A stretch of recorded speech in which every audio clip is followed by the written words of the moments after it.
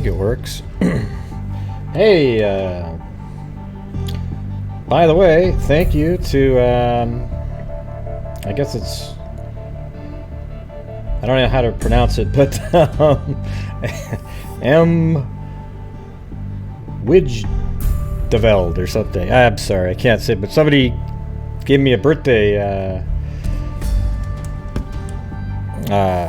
donation, present, I guess, before I even went on the air.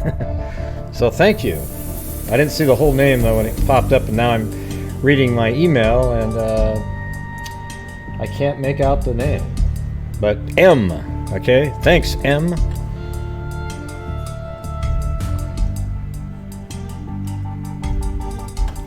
Must have been on Streamlabs. Whoa.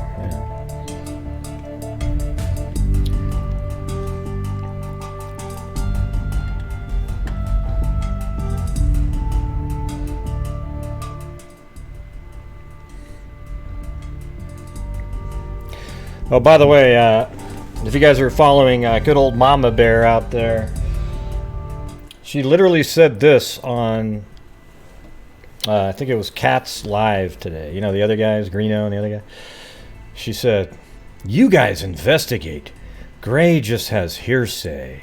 I mean, literally saying that about those guys. Wow, that's unbelievable. Yeah. She's so passive aggressive. You guys should go see it. I show up in there and then she immediately started. I didn't even talk to her, and then she made that comment. I was like, wow, it's unreal. It's like the soap opera side of true crime, you know? It's just never a normal day out there. She's insane. That's really the reality of it. I'm so glad she's not on board here anymore. I was like, oh God. Thank you. It was just a never-ending befuddlement at her comments all over the place, and that's not her real name. So don't feel bad that I bring up the name. It's not real. I doubt when she was born somebody said, "Well, your name is Mama and your middle name is Bear," and then that didn't happen. Yeah, well, you could also go for the old stuff too. Deborah Taylor. You know, I cover old stuff too. That's the thing. But man, hey, there's Cairo. What's been going on, man? I haven't heard from you. Usually you got some stuff to share. You've probably been too busy with your broken down cell tower locations.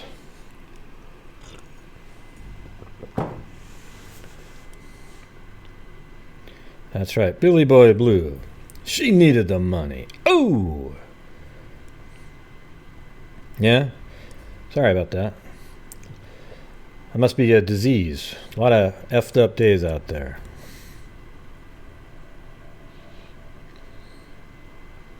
Yeah.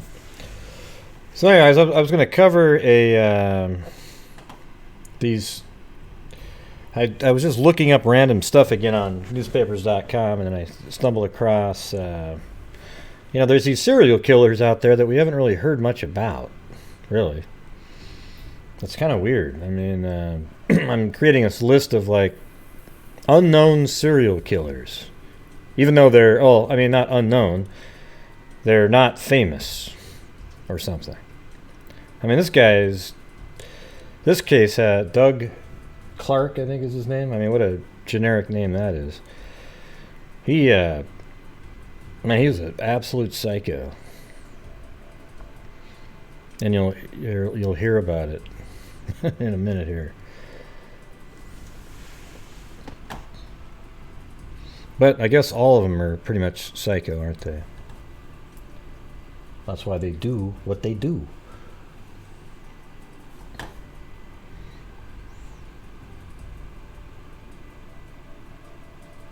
Oh, cool. Hey, thanks. If it's the 16th in Ohio, then it's the 16th. Okay. Thanks, Ohio Italian lady. I appreciate it.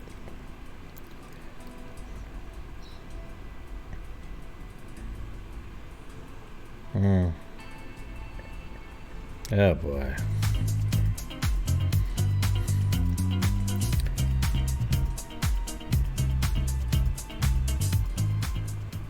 Happy birthday, Gray. It's the 16th in Ohio. Isn't that your real birth date?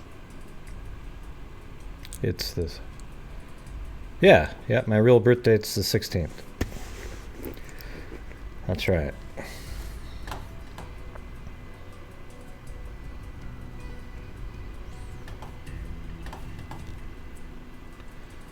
Okay, so we already know these are serial killers, but I always like to go back in time, and then this is before they even knew there was a serial killer. Right, so you've got these articles that came out, and this one said, let's see, girls' bodies identified. Okay, let's see, let's put this one first. Bodies of 2 girls found near freeway. The almost nude bodies of 2 identified teenage girls were discovered at 1 p.m. Thursday, just off the Ventura Freeway's Forest Lawn, drive-on ramp by a Caltrans worker. And I think that one is, let's see, hold on. I had to shut down Google Earth, so it's not right where I wanted it to be.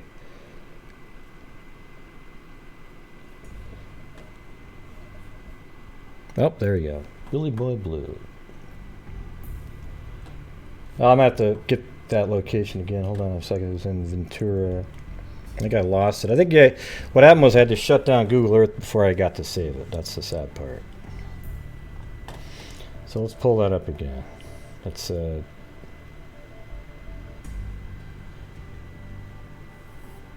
Forest Lawn Drive. Okay, I think I figured this. I can do this really quick though.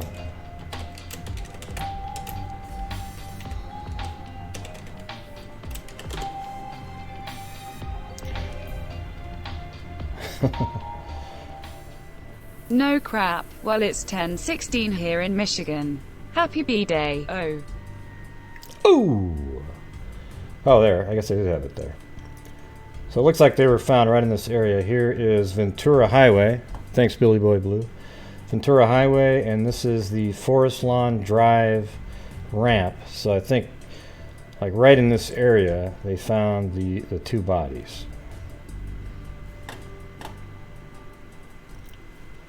Police said the 2 girls, one with light brown hair and one with dark curly tressed hair, apparently had been murdered and later dumped over the side of the small on-ramp embankment.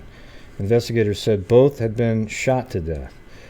One Los Angeles Police Department investigator said the bodies, which were in plain sight of the ramp, were in good condition and apparently had been at the site a relatively short time.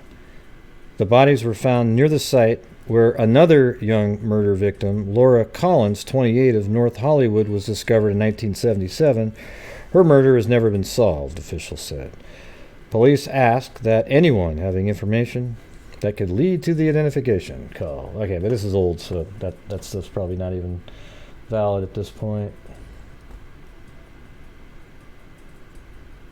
And this is an image of them removing one of the bodies from down the embankment there. And looks like the same day they were identified. A distraught father looking for his missing daughter and stepdaughter walked into the Los Angeles County Coroner morgue this morning and identified 2 shooting victims as his children.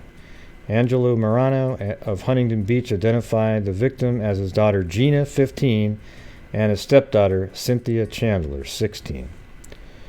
Yeah, that's awful.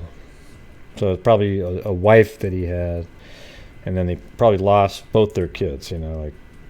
Authorities said Marano heard a news report describing the 2 nearly nude bodies found near a Ventura Freeway on-ramp Thursday by a Caltrans worker and went to the morgue. Oh boy.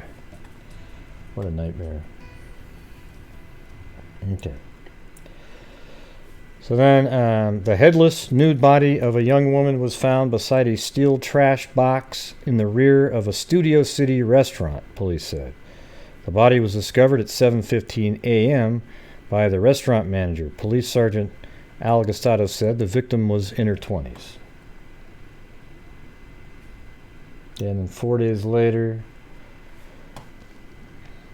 2 detectives investigating the recent murders of 4 young women, because there was another woman found as well as the one that had no head. Area is being sent to Little Rock, Arkansas, where 2 of the victims had worked as prostitutes. Police have linked the murders, but Police Homicide Lieutenant Ron Lewis declined Friday to explain the connection. I think I would be jeopardizing the investigation if I were to give specifics, Lewis said. Wow, that's 1980. They were already saying that. But a Little Rock police spokesman said 2 of the victims, Exie Wilson, 20, and Karen Jones, 24, were good friends who had extensive records as prostitutes and had come to Los Angeles 2 weeks ago with their pimp, a man known as Albright.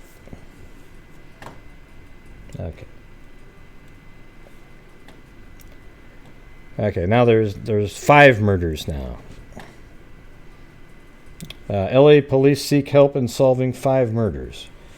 With the unsolved shooting deaths of 5 young women on their hands, police have turned to the public for assistance in the so-called Sunset Slater case. For the first time, police revealed that the severed head of 20-year-old Exie Wilson had been discovered in a wooden chest. So, one of the victims, her head was cut off, and they couldn't find it, and then later her head was found in a wooden box. For the first, and so it said the first time police revealed that, and they displayed that grisly container Monday and asked anyone who recognized it to contact them. Well, hell, that sounds a little bit like right up Dahmer's alley, huh? It's a very unique box, said Los Angeles Police Detective Leroy Orozco. Someone should be able to recognize it. That's why we're asking the public to help us. I don't have an image of that, so if somebody, it's got to be out there, you'd think. Reporters were shown the homemade death head box with its hinged lid left closed. Police said that the somewhat battered box measuring 11 inches by 13 inches by 9 inches and decorated with brass rings and corners appear to have been thrown from a moving vehicle.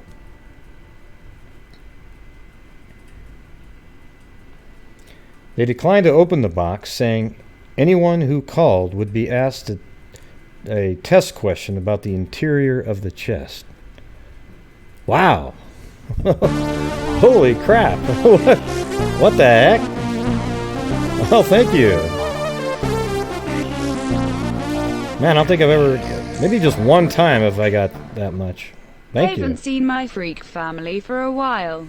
Happy birthday, Grey Heart. Shortcake beer mug, cheers to you. Well, thank you, Karen K. Where I live, my birthday will be in 2 hours and 35 minutes, but I guess on the East Coast and other places, it is the 16th already. So, thank you. Wow.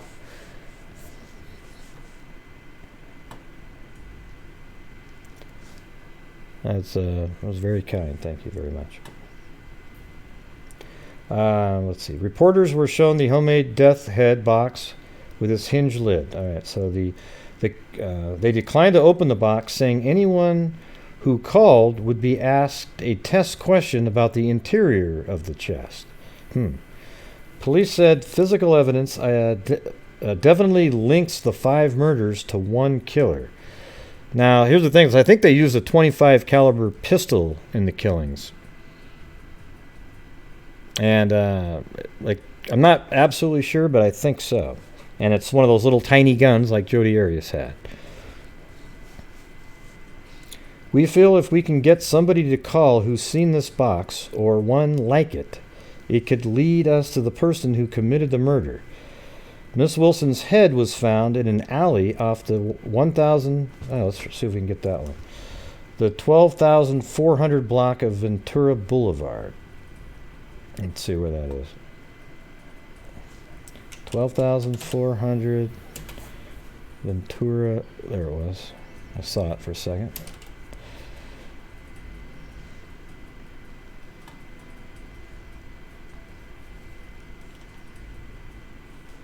So there's like an alley over here somewhere. Probably, an alley between buildings. It's somewhere on this block. So I'll just put a pin out there.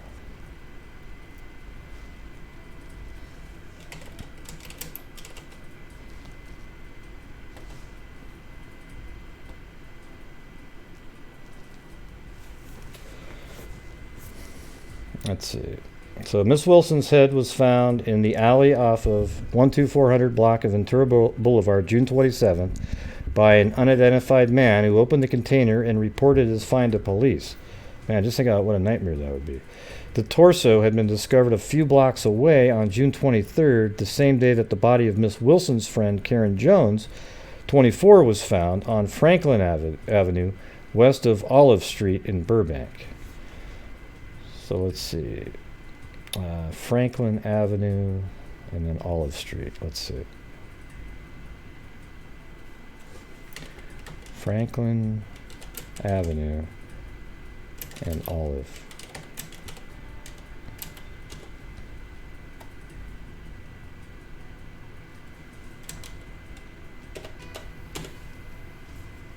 I think this could be it. Franklin Avenue, and then let's see if we can find Olive Street.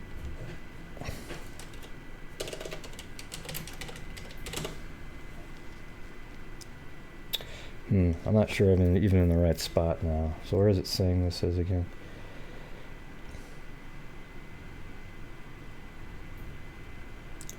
Okay, Burbank. Franklin Avenue West, west of Olive Street in Burbank. All right, Olive Street, Burbank. Okay. That's Olive Street. And then the other street was Franklin Avenue.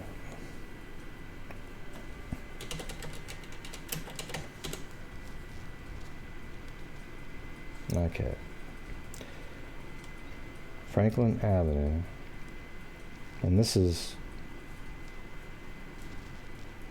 It's pretty sure that, like, this road right here is, let's see.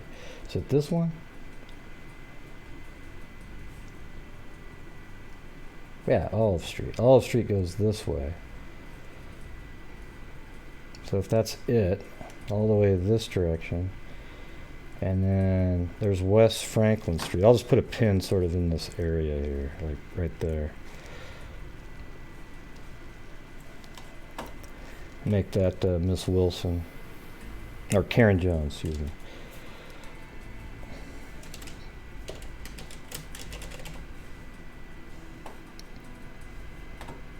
Hey, thanks, Robin Frost.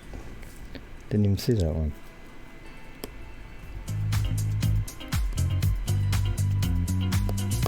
You just watched A Star is Born? That's an old one. Hit that like button, Barbra but not Streisand. for Mr. Hibbert. Smiling face, smiling face, smiling face, grinning face. Hit the like button, said Robin Frost. And if I had my audio sound effects up, I would have played it, but they're not working. Okay, so let me move forward. Police said the two women, both from Little Rock, Arkansas, had extensive records for soliciting in the state. They had moved to Los Angeles just 2 weeks before being slain. The most recent in the case was an unidentified woman whose nude, mummified body was discovered by snake hunters near the Foothill Freeway in Sylmar, June 30th. So that one's an actual still a Jane Doe, I think, to this day. That person, even though that the killing was attributed to these serial killers, they don't know who the victim is. That's pretty weird. Helvin said the coroner's office determined the woman was between 17 and 25 years old and had been dead from 3 weeks to 3 months, which probably made her the first victim of the case. So she might have even been the first victim, they're saying. The investigation began when the partly clad bodies of Gina Morano, 15, and Cindy Chandler, 16, were found dumped next to the Ventura Freeway near Griffith Park, June 12. Police said there was no indication either of the two young women had been involved in prostitution. Let me see if I'm close with the Griffith Park. Hold on.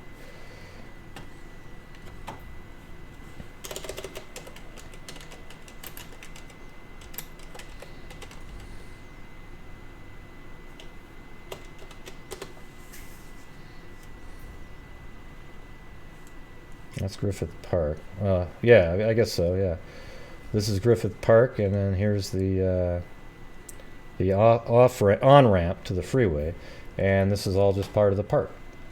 This whole area, I would assume, since there's trails going around. And so I think that's going to be pretty accurate right there. Just want to make sure.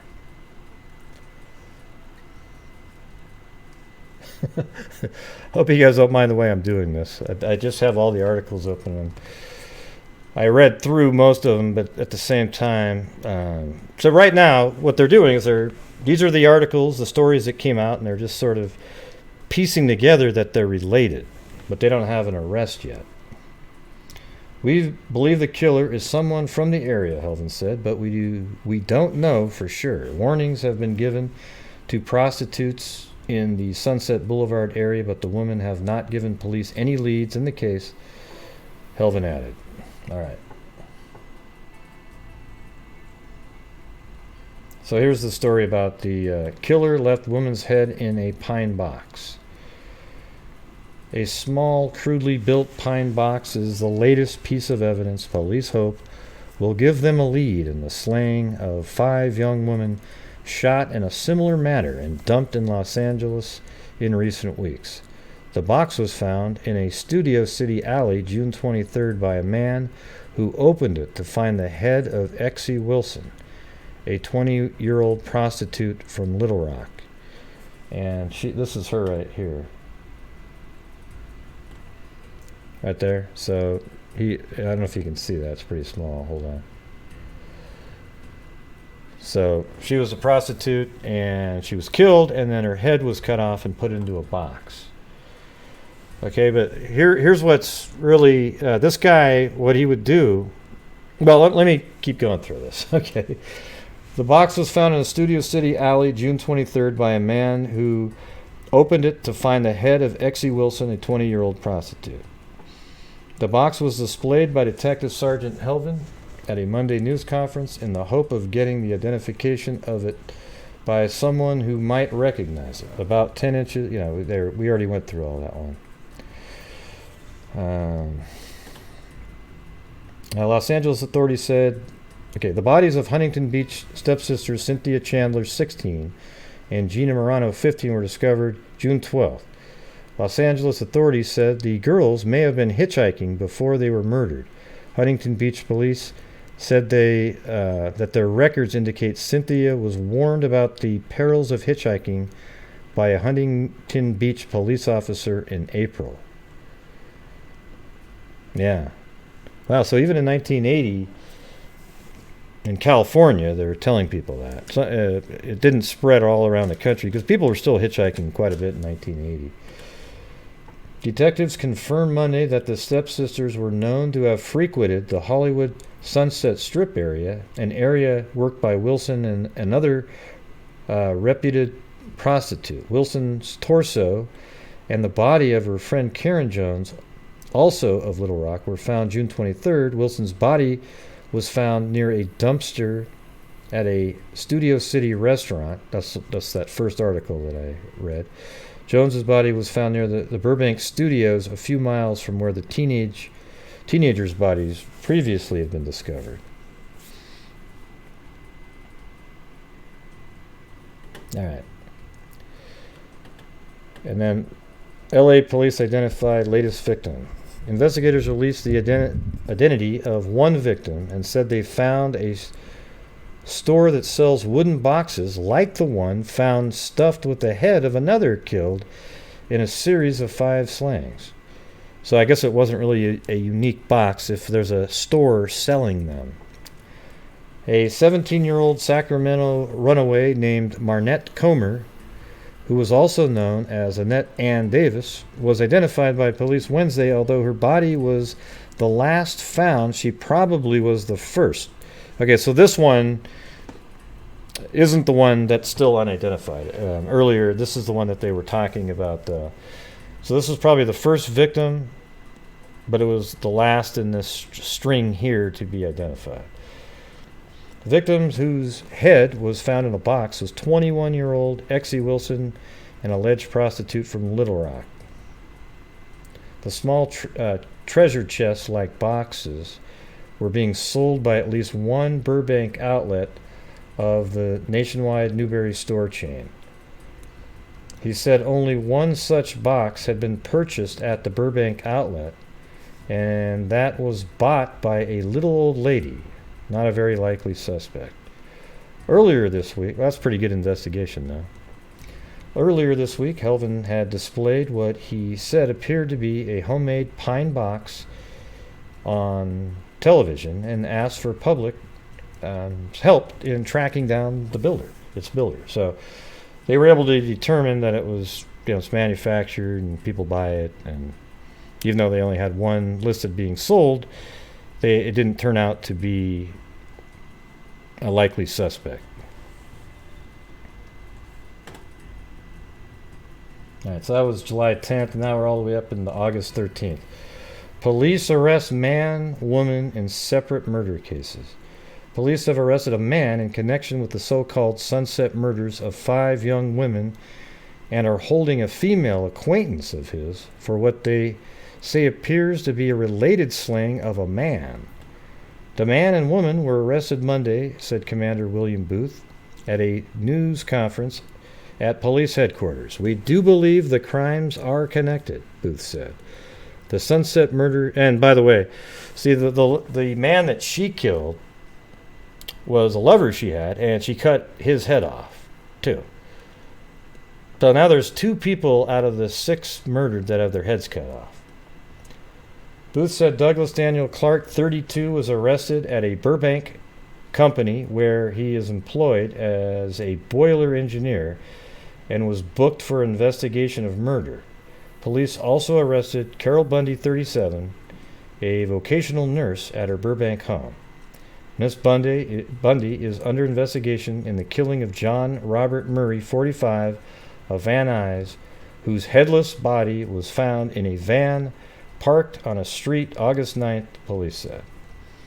And I guess they found her bullet shells in the van. They matched her gun. Booth said each killing was committed with a small caliber handgun. He refused to reveal what further evidence linked the cases, saying only that the Murray investigation was very relevant. The investigation began when the partially clad bodies of half-sister Gina Morano, 15. Yeah, so we're going back through all these again.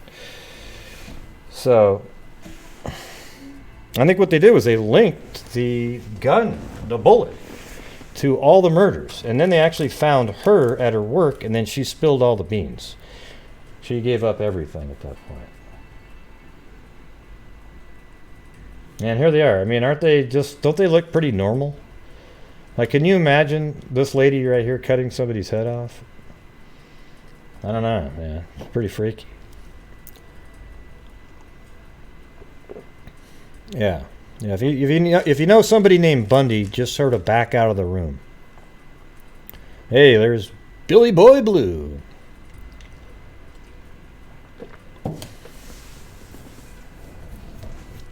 I'll wait for this one. I don't think they're related.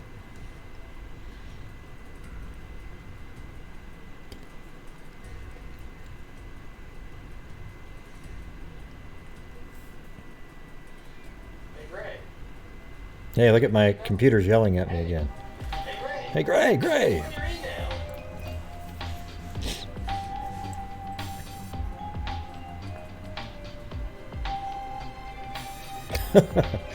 Now he's got the full joke in here. Old Mother Hubbard went to the keyboard to fetch old Rover a bone. The keyboard? But when she bent over, Rover took over. Oh. Oh! I wonder why it said keyboard when it actually says cupboard. I think it's C-U-P, though, isn't it? Like C-U-P-B-O-A-R-D. Maybe that's why it read it. But I'm not sure why it said keyboard. That didn't make any sense.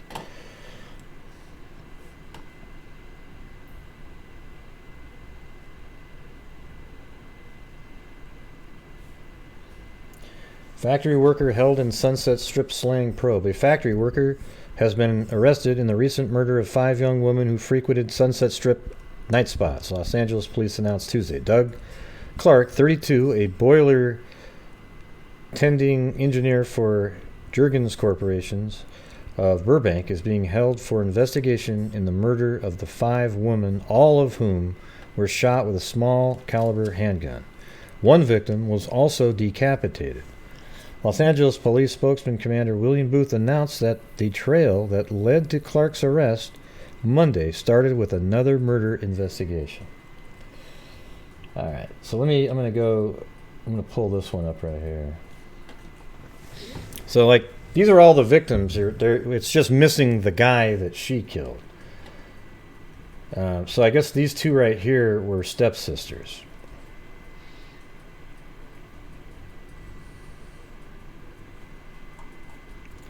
The first bodies were found June 12th. They were those of stepsisters Gina Morano, 15, and Cynthia Chandler, 16, of Huntington Beach. Both had been shot in the head with a small caliber gun, and it looks like a .25 caliber. Their bodies were dumped along the Forest Lawn Drive on ramp to Ventura Freeway. 11 days later, the bodies of Karen Jones, 24, and Exie Wilson, 20, both of Little Rock, Arkansas, were found. Jones near the Burbank Studios and Wilson's behind a Ventura Boulevard restaurant in Studio City. Wilson had been decapitated. Her head was found in a wooden box in an alley 4 days later. Police said Wilson and Jones were friends who had come to Los Angeles area to work as prostitutes. The 5th victim found was Marnette Comer, a 17-year-old runaway from Sacramento with a history of prostitution. Her body was found June 30th by snake hunters in a ravine near Sylmar.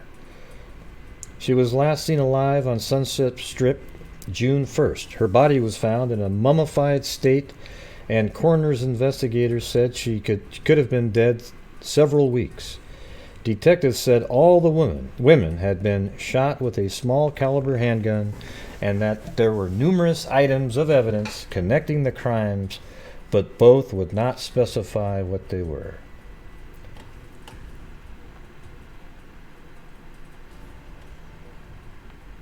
Yeah, and that's a different look of her. Carol Bundy there. Yeah, I mean, she looks totally different in some shots. A 37-year-old nurse has been arraigned in the killing of a Van Nuys man whose death... And see, they had only met a couple months prior to going on this spree. They were just boyfriend-girlfriend. You know, a Bonnie and Clyde psycho serial killer. I mean, it's just, it's crazy. In her municipal court appearance Wednesday, Carol Bundy was charged with the killing of 45-year-old John Robert Murray, whose decapitated body was found August 9th in a van parked on a Van Nuys street. His head has not been found.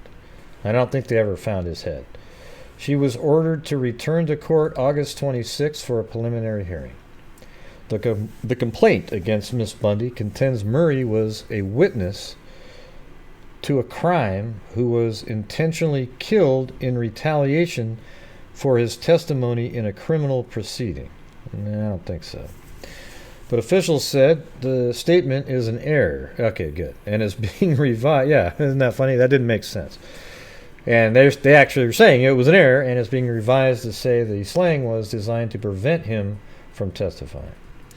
But in reality, I don't know. I think it's more bizarre than that. Detectives would not say if this meant Murray was the anonymous informant whom police have credited with providing information in the killings. Miss Bundy was arrested at her Burbank home on Monday, the same day Douglas Daniel Clark, 32, was arrested in the case. Police Commander William Booth said Miss Bundy, I'm not sure why I keep saying Bundy, but Bundy and Clark were acquaintances, or were acquainted. Yeah, well, they weren't more than acquainted. They were together, you know. Investigators of the Sunset murders began after the partially clad... Yeah, we've gone through that. They all seem to state the exact same thing. So that was August 14th. Now we're at September 20th here.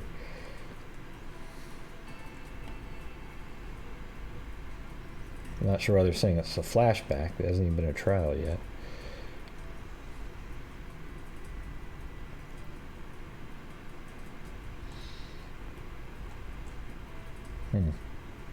So I think this is about her. Carol Bundy and Doug Clark rank right up there with the vilest couple who ever drew breath.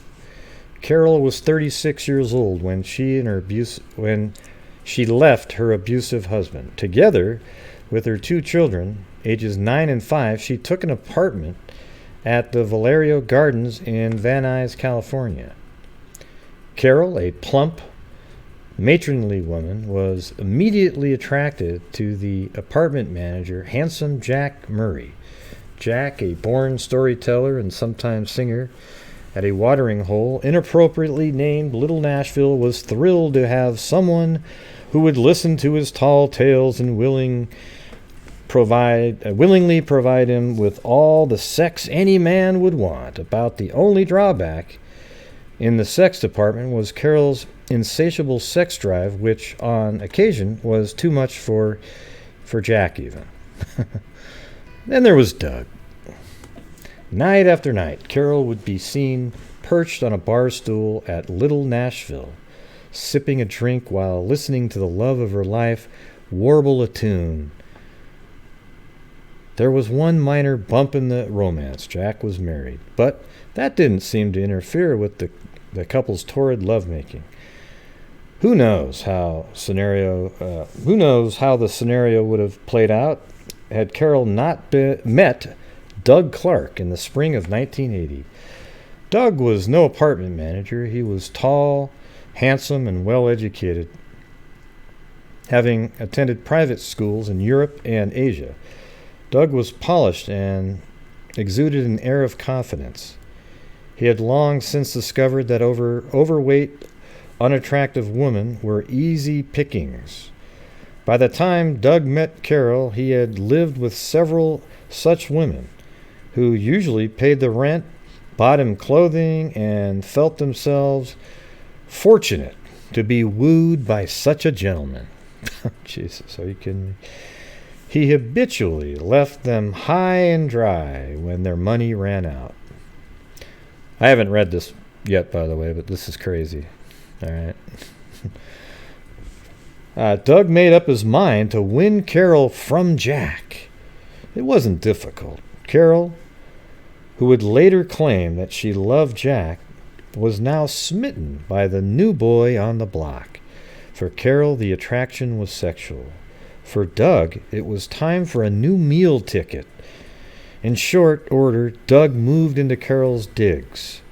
The couple experimented with kinky sex, but nothing seemed to satisfy Doug.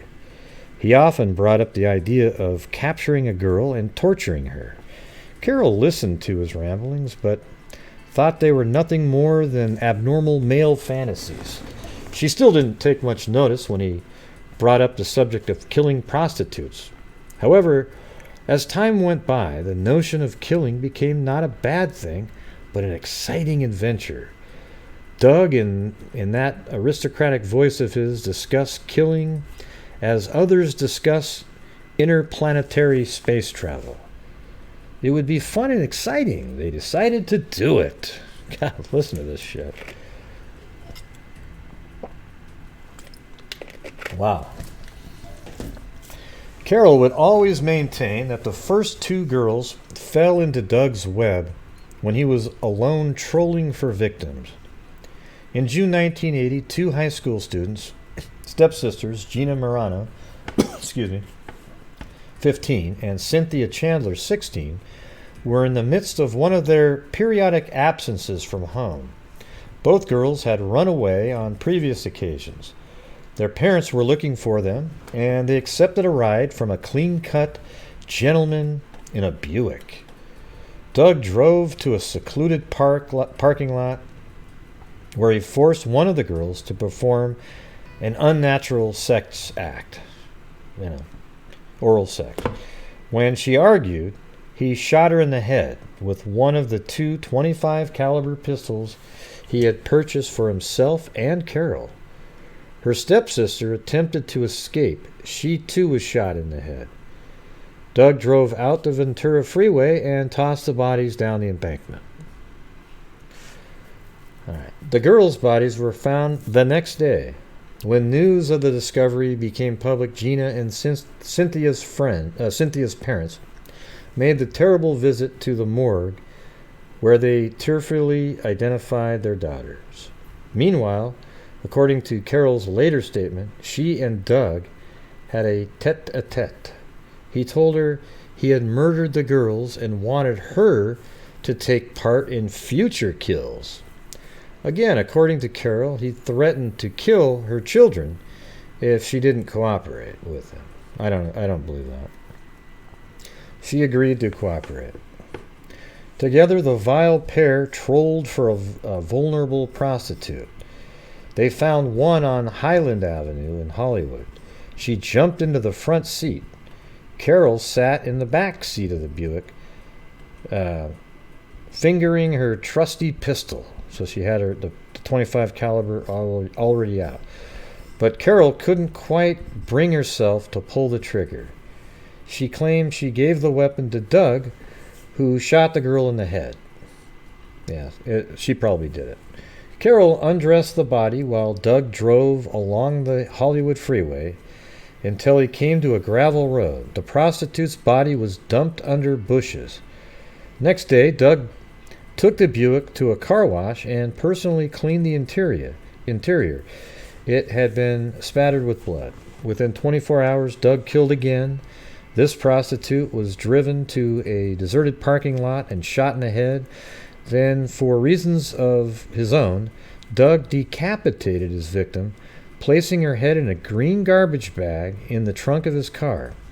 After disposing of the body, he still wasn't through for the night. He picked up another prostitute and drove her to an area near Burbank Studios, where he shot her. Burbank Studios. But they have it indented here, so I thought it was another paragraph, but it looks like it's continuing. Burbank Studios, where he shot her in the head. She was tossed out on the street. Doug sped away and carried his trophy into the sanctuary of his apartment. Let's see. Burbank Studios, where he shot her in the head. She was tossed out into the street. So the trophy he's talking about is the head in the green bag. He carried the trophy into the sanctuary of his apartment. He placed the head in a freezer. Hey, thanks, Leah Furnace. Roll Tide. Yeah. Man, isn't this crazy, everybody? Man, this is some whacked out shit right here. Never heard of it. Do. Roll Tide Roo. Love you, Gray. Hey, thank you. Thank you, Leah Furnace. Hopefully I said that right. All right, so he carried the trophy into the sanctuary of his apartment. He placed the head in a freezer. In the days after the murder, Carol and Doug followed the case in the newspapers. The girl's name was Exie Wilson. Wow, thanks, Wombat Dundee. G'day, mate. G'day, mate.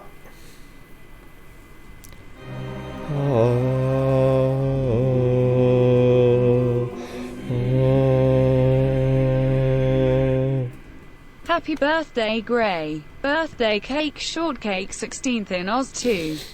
Have a good one, mate. Appreciate everything you do. Beer mugs, clinking glasses. P.S. You don't have to spend it on blue this time. Face with tears of joy, face with tears of joy, face with tears of joy. Well, thank you. Thank you very much. Wombat Dundee. I got 89,000, mate. That's my highest score, mate. Is that pretty good Australian? Probably not. I'm sure it sucked. All right, anyways. Yeah, so he took the head of X.E. Wilson into his apartment and put it into the freezer. All right, let's see. Does it continue right there? The girl's name was X.E. Wilson. And I think it goes up here. Oh yeah, she had left her home in Little Rock only a week earlier. Now her head lay frozen in Doug's freezer. The girl he had killed later that same day was Karen Jones, who had traveled to L.A. with Exie. So that's the one he shot in the head and just threw out of the vehicle. Bodies were examined and bullets studied. All the girls had been killed with .25 caliber pistols. Those are those really tiny guns. As a matter of fact, I've got a picture of the pistol right here. See that? Those are really small. They fit in the palm of your hand. Wow, thank you. Crystal, a.k.a. Beaver Gaming sub, Crystal. Well, for me, it's still the 15th over here, but hey, if it's the 16th where you live, thank you.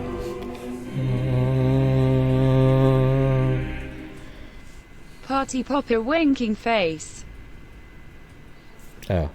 Well, it also said, happy birthday, Mr. President. Oh, that was Marilyn Monroe's line. And she said it's October 16th in Alabama. I think Streamlabs got overwhelmed with all those different emoticons. But thank you. Yeah. My birthday is on the 16th, Monkey Mar. But it's the 16th in some places. So there's the pistol right there. Very tiny. I mean, in real life, the pistol is probably, I mean, it fits in the palm of your hand. They're really tiny. Go look them up. They're absolutely ludicrously small. That's the same thing that Jodi Arias was using. You know, same type.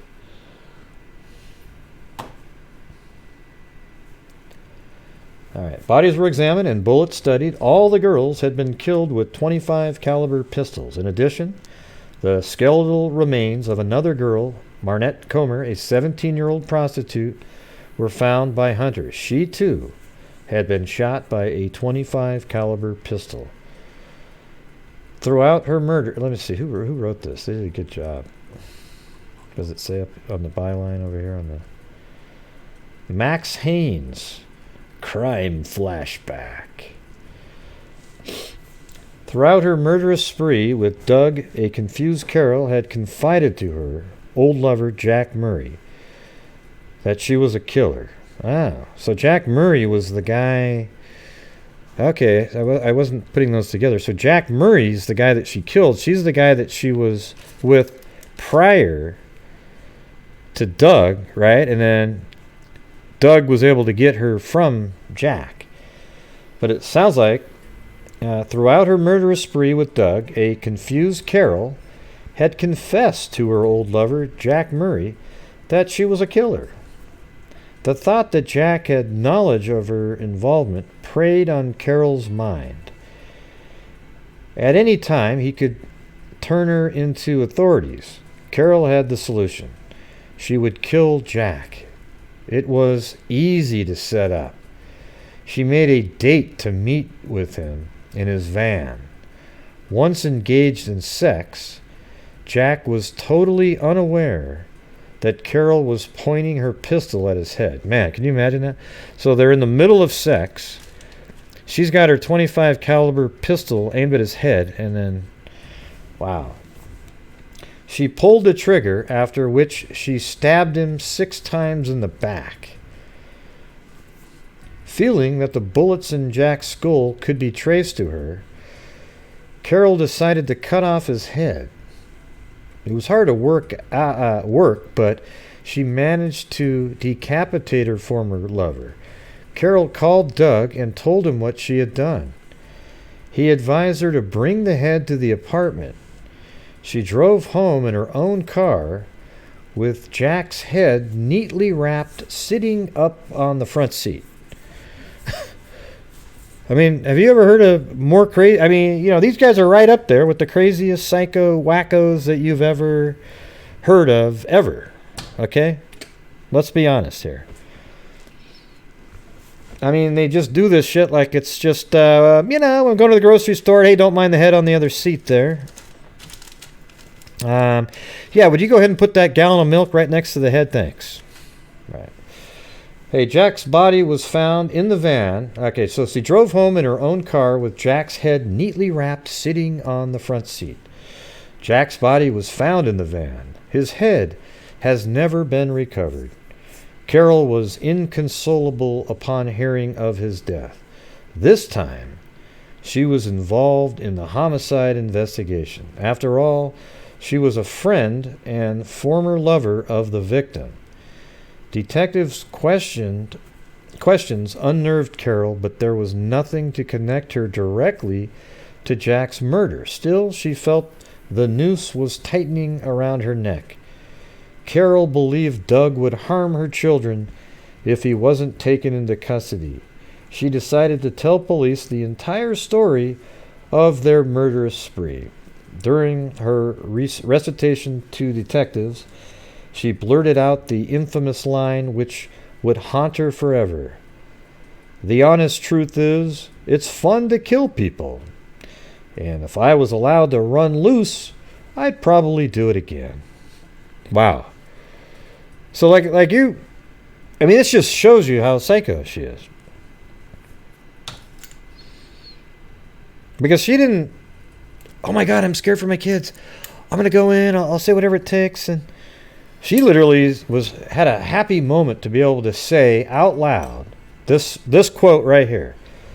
The honest truth is, it's fun to kill people, and if I was allowed to run loose, I'd probably do it again. Because, after all, it's so fun. After Carol's confession, other evidence such as blood stains in the Buick, the recovery of the murder weapons, and ballistics evidence connected Doug to the series of murders. Carol Bundy pleaded guilty to the murders of Jack Murray and one of the prostitutes. She was sentenced to 2 consecutive terms of 25 years to life and will be eligible for parole in the year 2012. But fortunately, she died in like 2003 or something like that. Doug Clark was found guilty of 6 counts of murder and was sentenced to death. He is now in San Quentin prison, death row. I think he's still alive over there.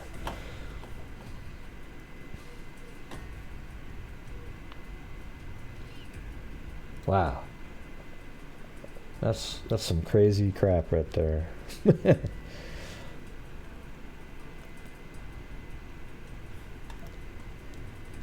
Okay, this one actually mentions some other victims. Clark, let's see. Accused Sunset Strip killer Douglas D. Clark was ordered to stand trial on 6 counts of murder Wednesday after a closed preliminary hearing in Los Angeles Municipal Court.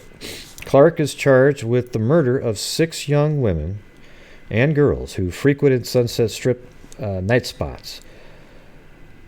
Let's see. So in addition to the 6 counts of murder, the 32-year-old Burbank engineer was ordered to stand trial on 3 counts of child molestation and a single count of being an unnecessary after the fact in a separate murder. Accessory, not unnecessary. Clark is charged with the murder of Cindy Chandler, 16, and her 15-year-old half-sister, Gina Morano. Let's see, down here it says. Fulgani said Clark was subsequently charged with the murder of an unidentified victim whose body was found August 28th in Newhall oil field. Clark also might face a 7th murder charge when sheriff's detectives complete their investigation into the death of an unidentified woman whose body was found August 30th near Malibu. The accessory charge against Clark stems from the decapitation and murder of John R. Murray, 45, whose body was found August 9th in a parked van a short distance from Van Nuys' home. See, the thing is like this guy, Clark, he had sex with the dead bodies. Okay? It is... This one, I mean, he's right up there. Like, if they hadn't been careless with the calibers of, they chose different guns on different situations, and she didn't get caught, he might have killed, both of them. Might have killed 15, 20, who knows how many people they would have killed. They killed all those people just in a really short amount of time. They were just getting going at that point.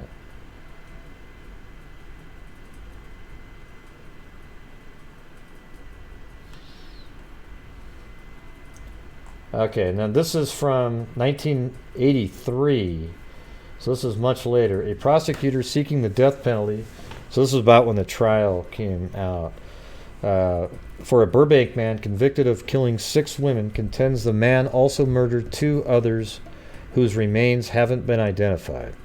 Douglas Daniel Clark, 34, was convicted last Friday of the 1980 murders of 6 young women ages 15 to 24 who frequented Sunset Boulevard. On Tuesday, when the penalty phase of the trial was convened, Clark also murdered 2 women known only as Jane Doe 99 and Jane Doe 28. So that's 8 people then at that point. So he did all that in just a really short amount of time. And he was sentenced to death.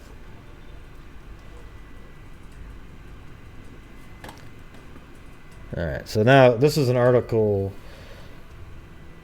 Let's just go through this one. This is from the lineup.com. And this is them right here. Carol and good old Doug, I mean, great people, other than the fact that they kill people and have sex with dead bodies. Other than that, man, just fantastic. The lovers who became known as the Sunset Strip Killers were both regulars in the seedy Los Angeles bar scene of the early 1980s. Doug Clark met his accomplice, Carol Bundy, no relation to Ted, in parentheses, at a bar they both frequented called Little Nashville in late 1979. Bundy also harbored a dark secret. She had the same dark, violent, sexual impulses as Doug Clark. The two soon moved in together. I mean, what a nightmare couple this was. And embarked on a murder rampage that shocked Los Angeles. After the two started living together, Clark began to bring prostitutes home for group sex. All too soon, however, Clark grew unsatisfied, and he began to tell Bundy what he really wanted was to murder a woman during sex. Clark's talk soon turned into action. In June 1980, he brought home 2 young runaways, 15-year-old Gina Narano and 16-year-old Cynthia Chandler. Clark engaged in sexual relations with the 2 women before he shot and killed them. Once they were dead, he raped their corpses. Clark then dumped Narano and Chandler's bodies on the side of the freeway where they were discovered the following day. 3 days after Narano and Chandler were killed, the body of another young runaway female was found dead in San Fernando Valley. The police estimated she had been dead for 3 weeks, which likely made her Clark's first murder victim. Less than 2 weeks later, Clark murdered 2 more women, shooting them in the head and dumping their bodies. This time, however, Clark took a twisted trophy. He decapitated one of the women and brought her head home to store in his freezer. Bundy, well, listen to this sick shit here. I didn't tell you guys until we get to this part here. Bundy, the female, Carol, put makeup on the severed head, and Clark used it to perform oral sex on himself before the head was put into a cardboard box and dumped in an alley. Isn't that one of the sickest things you guys have ever heard in your life right there? I mean, this guy might even be like one of the worst that I've ever seen. I mean, imagine had they not been caught so quickly. These guys were caught 2 months after their rampage started.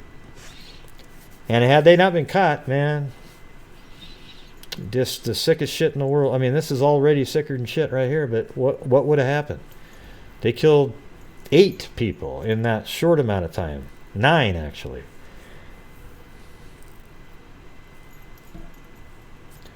I mean, that's one of the sickest things. I mean, look, you cut somebody's head off, and then to make her boyfriend happy, she puts makeup on the head and then hands it to him. And he uses it on himself. I mean, God, oh, fuck it. I mean, I'm sorry, I don't mean to swear, but yeah, that's about the sickest shit you've ever heard. Just try to disassociate with it and just listen to it. It's absolutely crazy.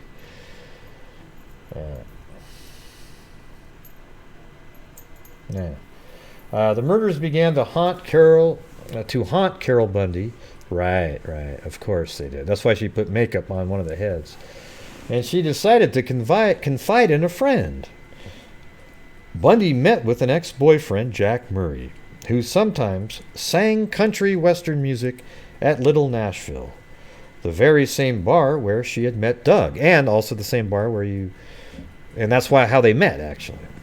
Murray was understandably shocked by Bundy's confession, and he told his ex-girlfriend that he believed it would be a good idea to notify the police. Bundy panicked as much as she was disturbed by the crimes she had helped Doug Clark commit. She wasn't ready to go so far as to turn him and herself into authorities. Bundy spent more time with Murray and attempted to seduce him, eventually convincing Murray to have sex with her in the van. Once inside the van, Bundy shot and killed Murray, then decapitated him. The murder of Jack Murray made Carol Bundy even more paranoid and distraught. Only a couple of days after she killed her ex-boyfriend, Bundy confessed to the murder to coworkers, who in turn alerted the police. Bundy immediately gave the police details of all the murders she and Doug Clark had committed over the course of several months throughout 1980. In August 1980, Clark was charged with 6 murders and Bundy was charged with 2. Yeah. Clark tried to proclaim his innocence during trial, but the jury had none of it. Doug Clark was sentenced to death, and today he still sits on California death row. I think he was trying to pin it all on Bundy, because she does show a propensity to cut somebody's head off. So maybe he was able to sell all the rest of it to it being her, actually.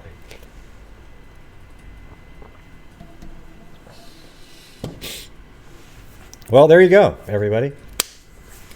Hopefully you all agree that might be one of the sickest serial killer stories you've ever heard, right out of almost a fake horror movie. If you saw a horror movie with the stuff you just heard, you'd probably think, okay, they're just being a little too gratuitous here. They're going a little too far. Like if somebody literally mimicked everything that was in this story and made a movie about it, you'd think, come on. Yeah. I mean, it's, wow.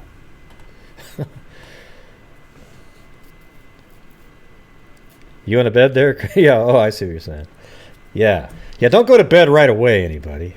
Yeah, go watch some cartoons really quick. Looney Tunes. Maybe a little Roadrunner action, something like that.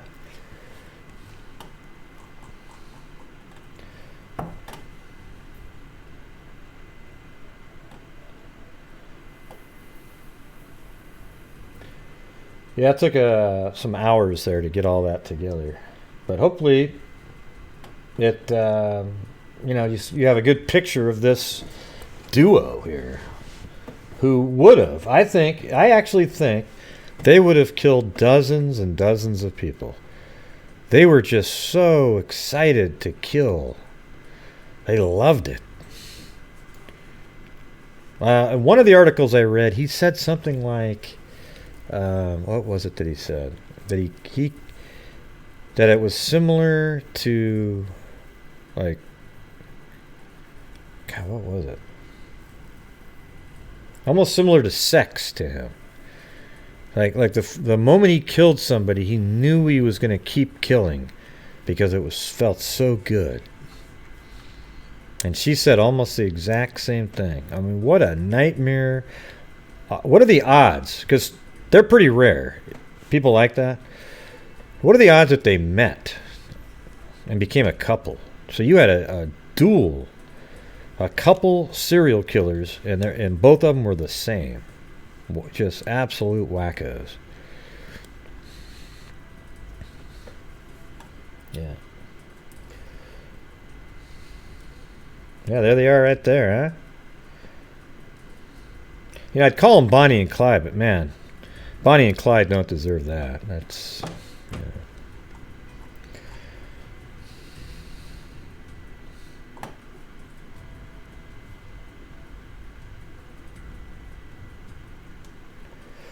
All right. Do you guys want to... I'm going to open up the lines for calling in if you want to, because that's really all I was going to cover tonight. I know there's some other cases in the news and whatnot.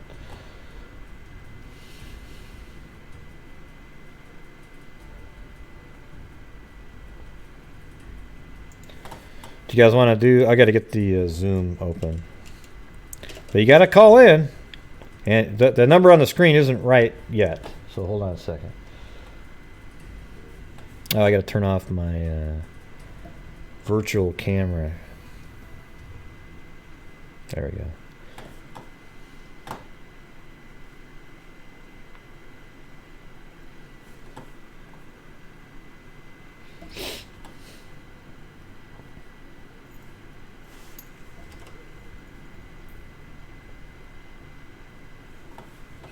And you can call in and talk about anything, all right? Anything that you want to bring up. A case that you're following. Anything.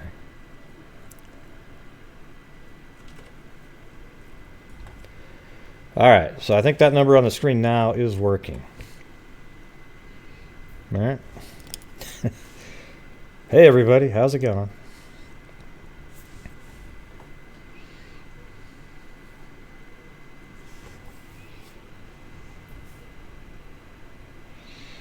Yeah, that was one of those stories when I was reading it.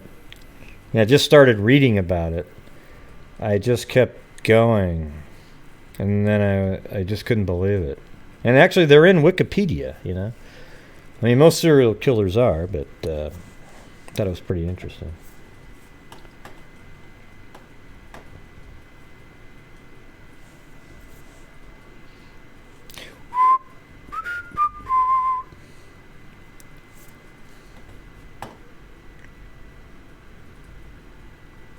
I'm just reading the chat right now.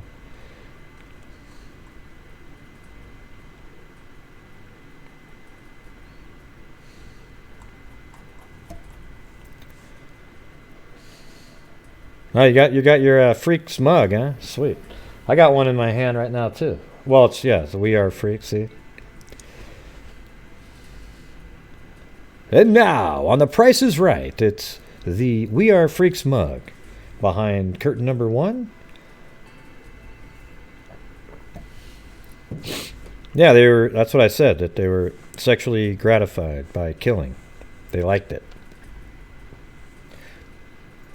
And the one guy, the guy killed and had sex with the dead bodies because that even gave him a bigger rush. Because he's the one that killed the body he's now having sex with. I mean, yeah, that's right. One of the sexual sadists. But it's even beyond that, you know. Like I mean, really, a head Using a head for oral sex after your girlfriend, that's a big a whack job as you are, put makeup on it? Really? I mean, that's gotta be the sickest thing that I've ever heard, really, in a true crime setting. That's just, you know, first of all, the headless body situation's always probably the most kind of terrifying thing. And then not only that, now you got somebody, you know, defiling, it's just Jesus.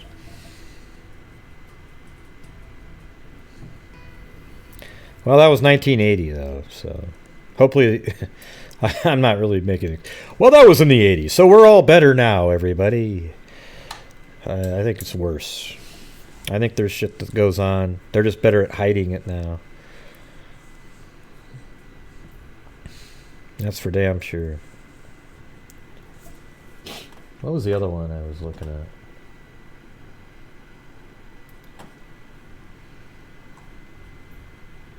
Yeah, because I just created a folder now just for this, you know. Like serial killers that I've never heard of.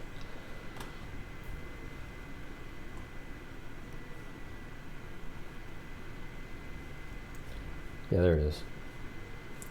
So there you go. I've got. So there's this other guy named Danny Siebert. Have any of you guys heard of Danny Siebert? And don't say, "Yeah, oh yeah," right after you type it in Google. Okay.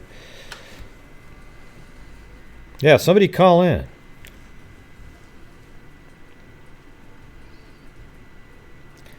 But this one popped up while I was looking into that last one. Boy may have been 35th victim of freeway strangler. This is probably something that's known. Has this been solved? This one?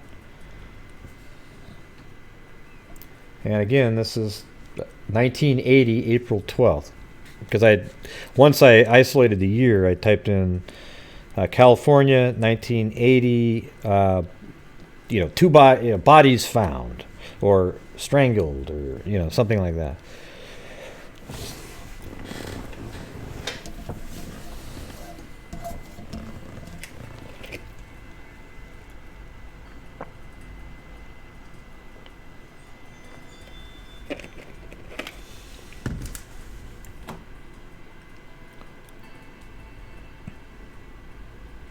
I haven't looked up Reyes in a long time.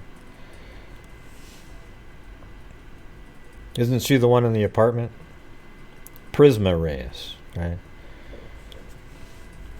Yeah, I haven't seen anything on that.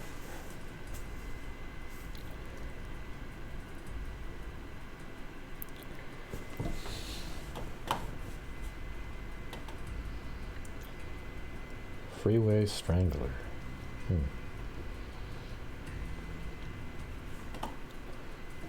Well, you guys got to call in and create the content here. Don't you guys? I mean, instead of typing in over and over and over and over again your thoughts, why don't you call in and say what your thoughts are? Yeah, doesn't that sound better? Well, Gray, they just don't want to call you. Ah, screw it. Do it anyways.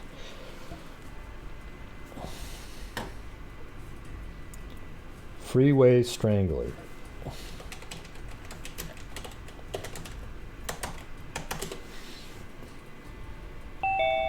Oh, there's a call. Oh, look at that. Oh, I guess you were already on mute. 913, you're on the air. Hey, Gray, happy birthday! Hey, how's it going? Hold on, I gotta fix something. All right, there we go. I got everything set. Yay! Well, it's my birthday where I live in an hour and 30 minit's, but if it's the 16th. Oh, okay. Sorry. Well, no, that's cool. I was just saying. If it's the 16th where you live, then it's my birthday there, right? Yeah. Yeah. It is. And everybody, this is Kit Kat, by the way. I was just about to say, everybody, this is Kit Kat, but you interrupted me. Yeah, I knew. I knew who it was. Okay. Yeah. Although there was a caller once that sounded just like you, or no, it wasn't you. It was somebody I talked to at a help desk. Oh, really? Yeah, it was insane. Oh, yeah, I remember you saying that. I do. It wasn't me. I don't work at a help desk, so. Well, yeah. But I told her, I go, wow, you sound just like this person that always calls my show. You know. You have a doppelganger. That's awesome. Yeah. A doppelganger, is that what you said? Yeah. You do. So what did you think of that story? Wasn't that crazy or what? I fell asleep right after work and just woke up, so I missed everything. Well, you have to go back and watch it. But I definitely will. But, if I heard in the chat that it was your birthday, so I was like, I have to call on his birthday. If I don't, that would be like sacrilegious. Yeah, it's just, I know it's hard. Like, oh God, I have to call on his birthday. Probably rolling your eyes. But, yeah. Yeah.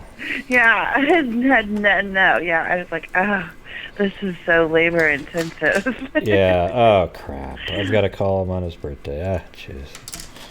Yeah, I get But it. yeah, no, I definitely will have to rewatch it. Yeah, it was like a dual serial killer, boyfriend girlfriend type thing. But they both loved to kill. They just thought it was so fun and great. And they'd only been killing for like maybe 2 months, and they killed 8 people already. And then they got arrested by some kind of a lucky break. Well, not really lucky, just a stupid move on the girlfriend's part. But man, they probably would have killed dozens and dozens of people. Yeah.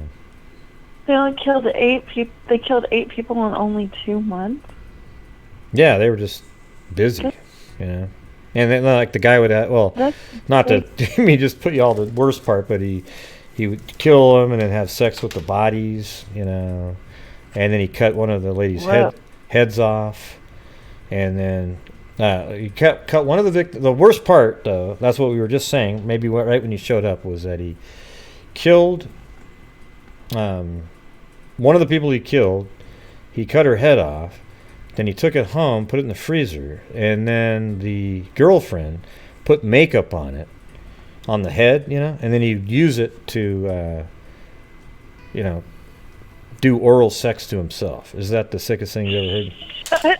Oh, no, it's true. It's no way. No, it was in there. I mean, I know it's the sickest thing I've ever heard, literally.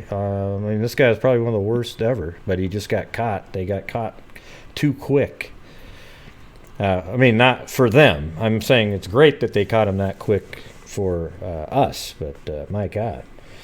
It's one of the sickest serial killers tandem I've ever heard of, and just even in general, I guess, Ted Bundy, not Ted Bundy, but like Dahmer's right up there, he does the same shit, but he eats people, Dahmer. Oh my, I've never heard, I've heard of some crazy stuff about like serial killers and murderers and stuff, but I think that is probably, it's all sick, but when on levels of disgust, disturbing, I agree. Probably the most disturbing thing that I've heard of a that's what I serial said. killer doing. That's what I was saying. I think that's right up there with the worst. It's like, wow. And the girlfriend's like, oh yeah, hey, this is cool. Would you like pink today, or would you like a lighter red? It's like she's putting on the makeup on the head, And she actually said in a statement that she loves to kill. She goes, I love to kill, and if I wasn't arrested, I'd probably kill more. That's what she said after confessing. Like, she's the one that came forward and confessed, and literally offered that up as part of her.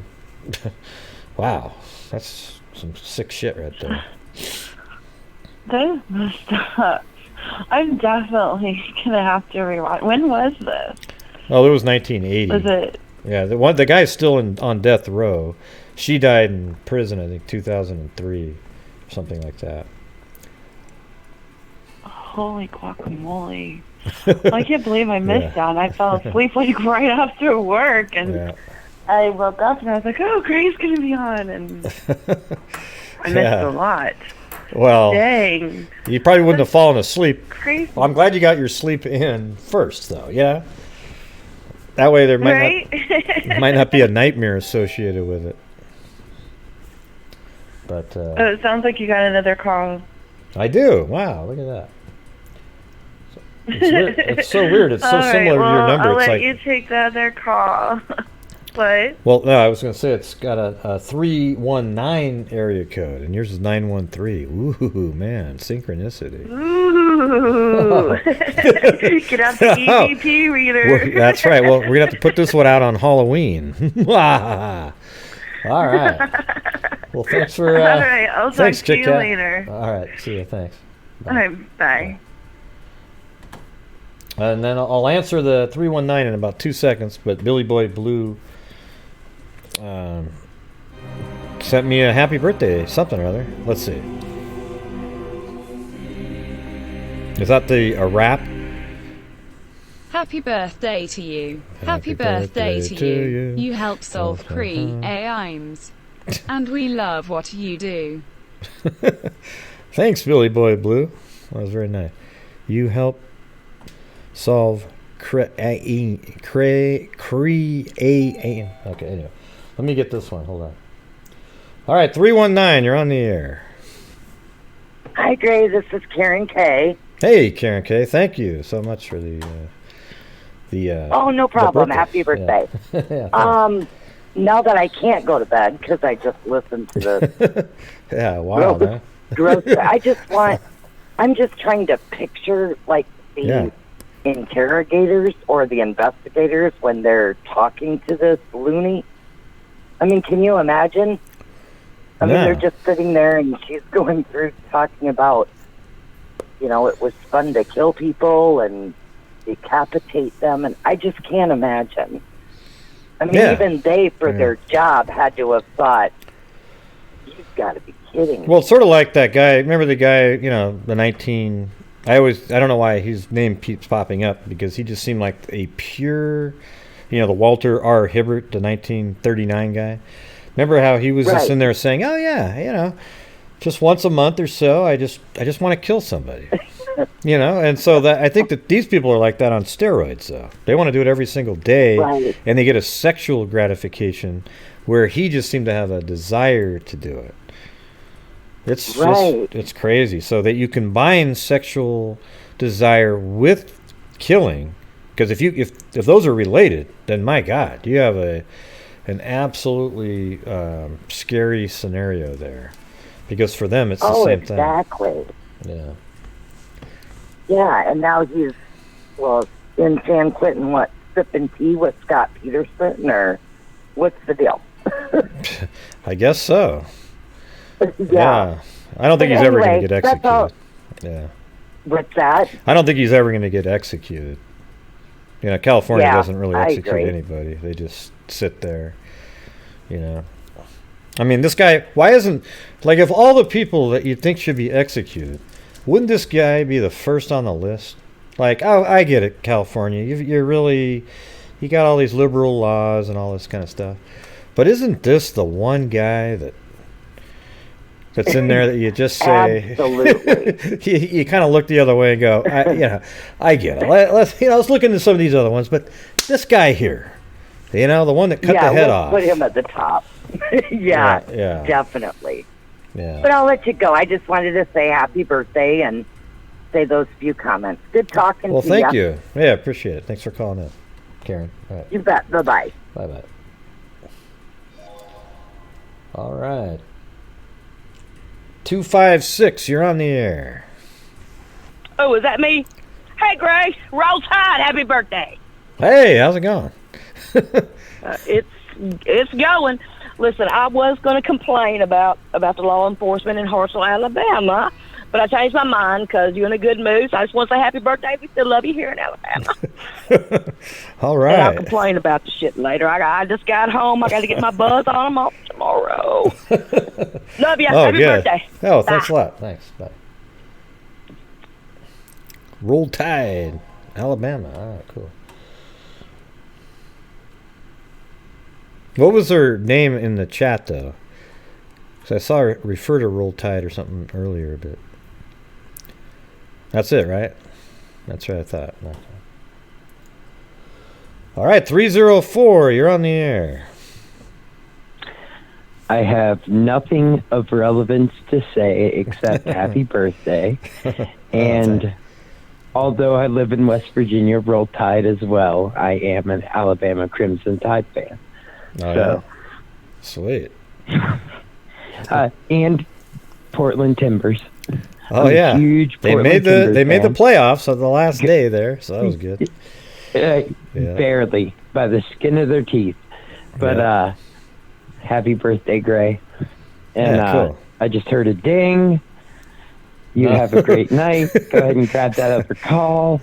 Okay. I will talk to you later.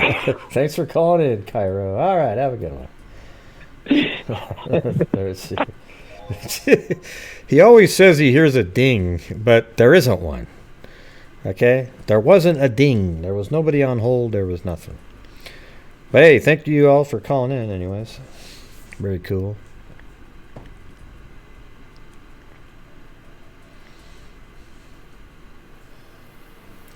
I'm just looking at the comments.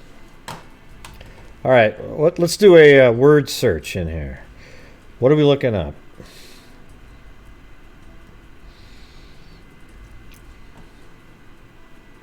How about Halloween? Let's see.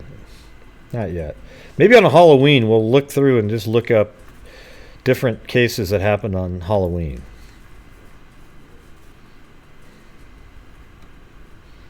Now, necrophilia. Necrophiliac. If that's what you're wondering. Black Nubian. And that's her name, everybody. Don't say I'm,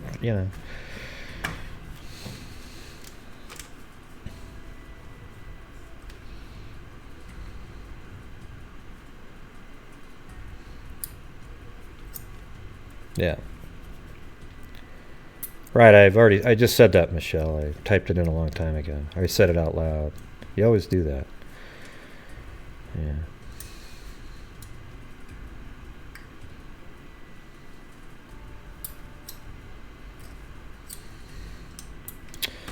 All right.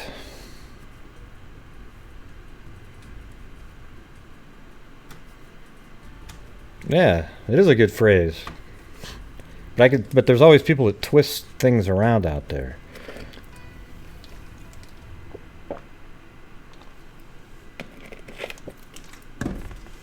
Maybe that's what it is. We have this long delay. I don't know.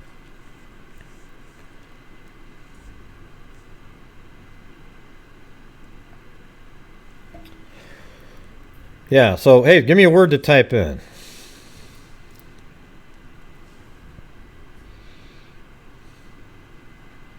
And don't make it something really generic. You gotta, well, you can do that, but if you say stuff like strangled, that word pops up. Okay, hold on, I got something. 423, you're on the air. Hello, Gary. Gray? Yeah, it's Gray, not Gary, yeah. What's going on? Who's this? I'm sorry about that. Who's this? I was just been watching your channel and enjoying your, kind of interested in your unsolved mystery and clues and stuff. And there's a unsolved case locally here. It's been happened year 2000. Striker Winery. And Stan Stryker apparently killed his wife, but there was no evidence. He was clocked in and video evidence of him at work, and she was down to a local winery right by the interstate. When was this? What year was that? McMinn County. What year? In 1990. Oh, 1990. What state is that? Tennessee. Okay. I'm just seeing if it pops up on the screen in this searching thing that I'm doing. All right. She was working at the winery by herself, apparently, going through a divorce with this guy who owned the. What's her name? Patty. Oh, no, her name's not Patty. Her last name is Stryker. Mm-hmm.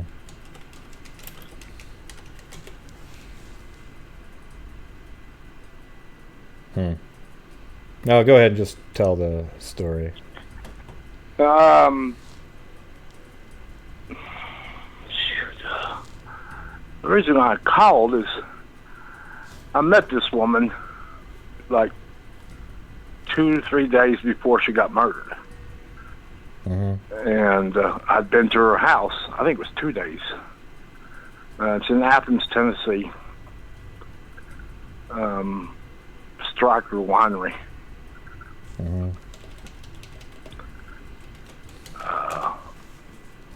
His name was Stan. I don't know if I'm spelling the winery right. Well, go ahead. You got to just spit it out. You know? Yeah.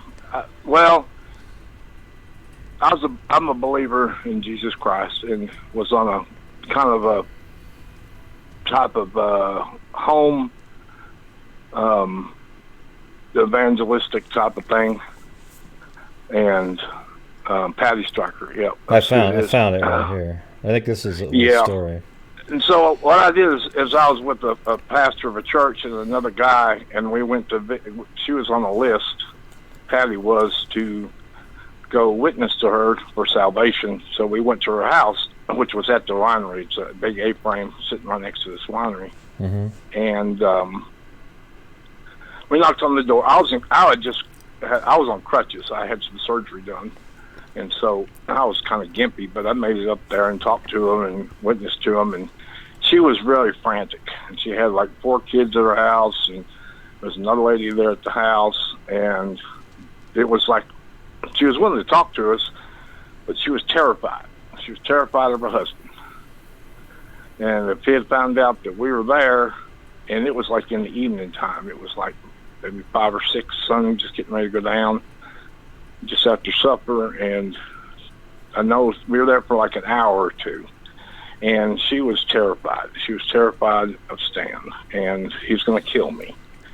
And my advice to her was just basically, you need to get away from him. You know what I'm saying? If he's going to kill me and the kids, And Stan was an elderly gentleman, older guy, and much older than she was.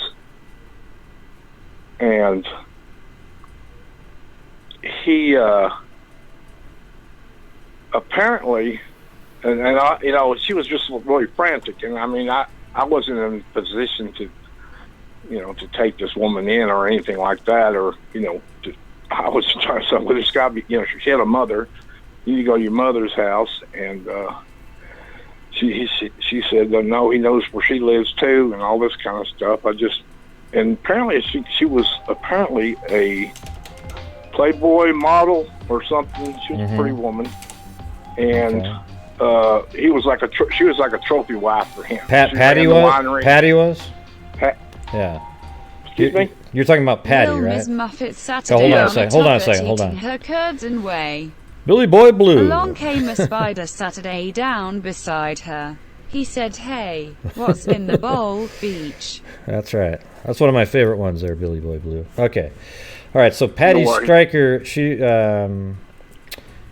you're saying she was like a Playboy. Yeah, so she's running it for him. She's like a trophy. She's running the winery, and Stan's got a really lucrative job at a factory, at a paper mill, about 20 miles away. And apparently, and it's really close to the interstate. It's right off the exit. It's not far, maybe 2 or 3 miles off the exit on 75, where this winery sits, kind of off the road a little bit. And 2 days later, after I had just visited her, or the next day, it wasn't the next day, it was 2 days later, because I remember it. But, like I said, it's been 19 years ago.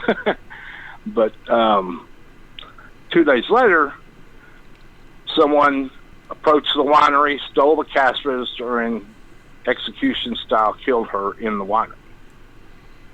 And everything pointed to Stan, her, because of all the interaction apparently with whoever she cried out to. But they investigated him, and they never could prove that he killed her. The husband? 2 years. Yeah. Yes, the husband. 2 years ago from today, she had 4 children, I think, and 2 years ago he took the 2 children back to the crime scene, shot both of them, and they survived. He walked out to his car and then he killed himself. You're kidding. This No. you mean this guy, the husband, just 2 years ago? Yes. Wow. You know, well, here's another thing too. 17 years. Let me I might have to do one on this one. But like, what's weird is it looks like at that same time it says 2 months after, like 2 months prior to her being killed, another winery owner was shot to death at his home in that same area. Just 2 months before. About that. Yeah, it says 2 months after owner Joe Marlowe, 75, was shot to death at his home. His wife and children are running the winery he loved and making the wines that won him countless awards. They've tried to move on with their lives, but were reminded of the pain this week when another winery owner, Patty Stryker, 35, was found shot to death at Stryker Premium Winery in Athens. So that's kind of weird there, right? Yeah. What if he had something to do with the first one too? Yeah. Why do you think? What's the motive on this one? He was. I met Stan, like 7 or 8. Well, here's another thing that's very unusual is that while we were at her house, trying to witness to her about salvation to get saved, is he calls, and she's terrified, and it's dark already, and she hands the phone to me, and I said hello, and she said, "What are you doing in my house?" And I explained to him why we were there, and you have no authority to be in my house. You get away from my wife. He was very possessive, very jealous. Are you seeing my wife? And I was like, no, I'm a married man. I'm a Christian. So he's like an I go to abusive church. guy then, right? He's an abusive Yes, he was guy. very, very controlling, very abusive. But like I said, she was a very beautiful woman, and she, like I said, she's in good shape.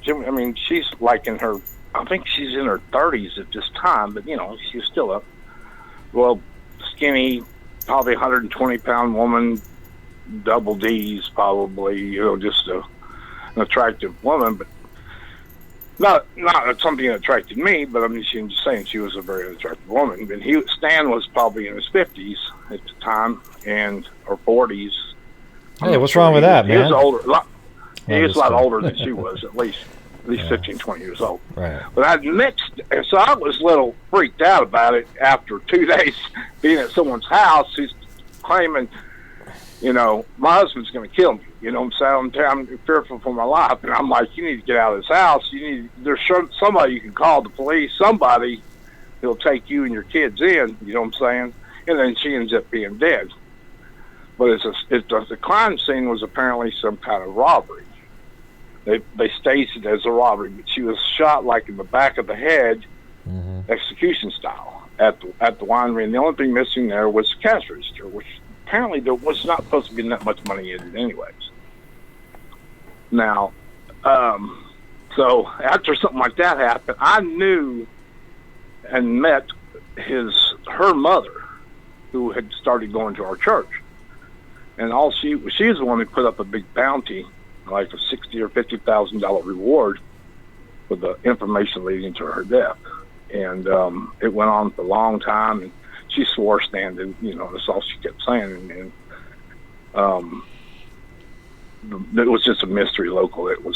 But I'd met Stan like 6, 8 years later, 10 years later, at a casino up in the Appalachian Mountains, up in Gatlinburg area, and in North Carolina. And he just happened to sit down at the same blackjack table I was. And my wife had told me, she said, that is over there, don't you? And I said, no, who is that? Because that's Stan Stryker. And I was like, really? Oh, no. Let's get out of here. And I left. I never came forward and talked to the police or anything about because it was already out there but I just thought it was really weird. I've been watching their show and stuff, and I never really had any experience with some unsolved mysteries except for murders, except for that one. Yeah, it sounds like they say that Stanley was at work. They're saying. Was You're there right. any And there's a lot. It's a big factor. It's a big factory. You could have slipped out of there. You could have slipped out of there, and you just get on. It's this factory he worked at was a paper mill, and it's right next to the interstate too. He could have popped on the interstate, went down there, did that, and come back to work, and then he could have done it in 10, 15 minutes. You know what I'm saying? Or less than 20 So minutes. what year did he kill? 2016 or 17 when he killed? 1990, I think is when No, it the happened. other, When he killed him. the more recent one where you said he killed his kids. It was 2 years ago, so it'd be 2017. He killed himself. Yeah, it'd be Stanley Stryker. Where was he living then? Is it EY? I'm not sure. Or Stanley? Like, I think it'd be in Athens, Tennessee, too. I can't remember. How was Stanley spelled? With an EY or just a Y after the L? I think just like that, Anley. What do you got or me on? Or What just try Stan Stryker. Do you have me on your big screen TV or something? I mean, how were you able to see that little? Yeah. Oh, really? Yeah. Yeah. All right. I'm actually watching on a PS4. I don't have a computer to watch it on, but you can watch it through YouTube on PlayStation.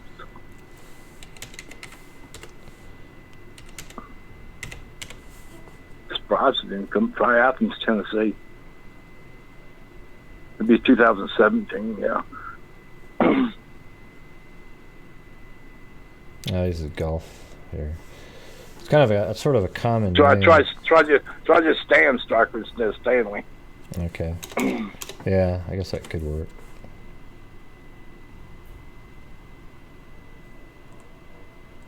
I did see there was a YouTube video on it. I think ABC did a story on it.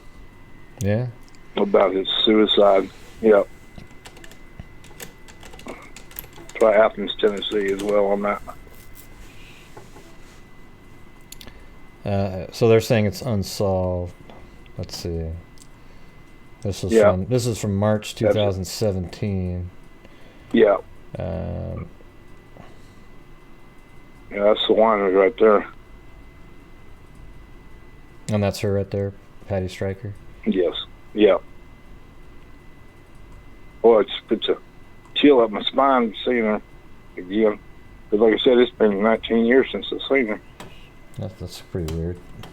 Let me want to store this one. That's freaky. Yeah, I might have to do one on this one just to put the story out there again. Let's put that in there. Okay. So is this one mainly It's wild about... that he killed his kid. He shot his kids, and they survived the shooting. Well, what's the reasoning? Really what was the reasoning? Why did they say he did it? I don't know. I don't think they really came out in public and said why.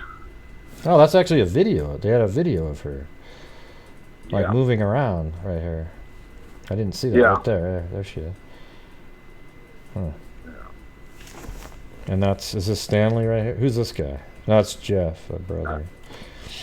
Yeah, her brother. Yeah, they go by Stan. Well, where's the story that he shot his kids, though? Oh, wait, fast forward to 2014, when tragedy hit the winery again. Mr. Stryker takes... it's 2014, that's the problem.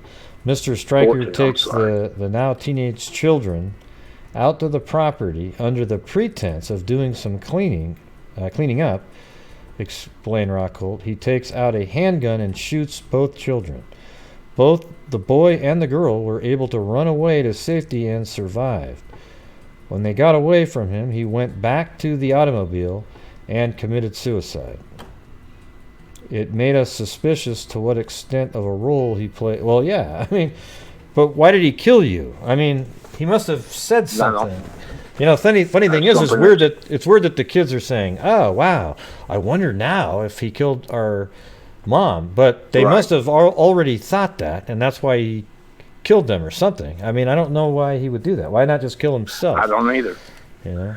I think he just couldn't live with himself. He was he was an alcoholic. He was a big partier gambler even after Patty had died. He owned a winery too, so he had all the wine he had. It's just a cold case that's, it's still unsolved. Sort of. I don't know all the details of why, what the children have said. Yeah, it's kind of like, it's one of those stories where you kind of know who killed, unless they really he has an airtight alibi where they literally is on film. Apparently he did. Apparently he did. Yeah, so like he's on video at the time. Some people said that he was tied with the mob, and that's how he got his connection to being the winery and the things that he was doing.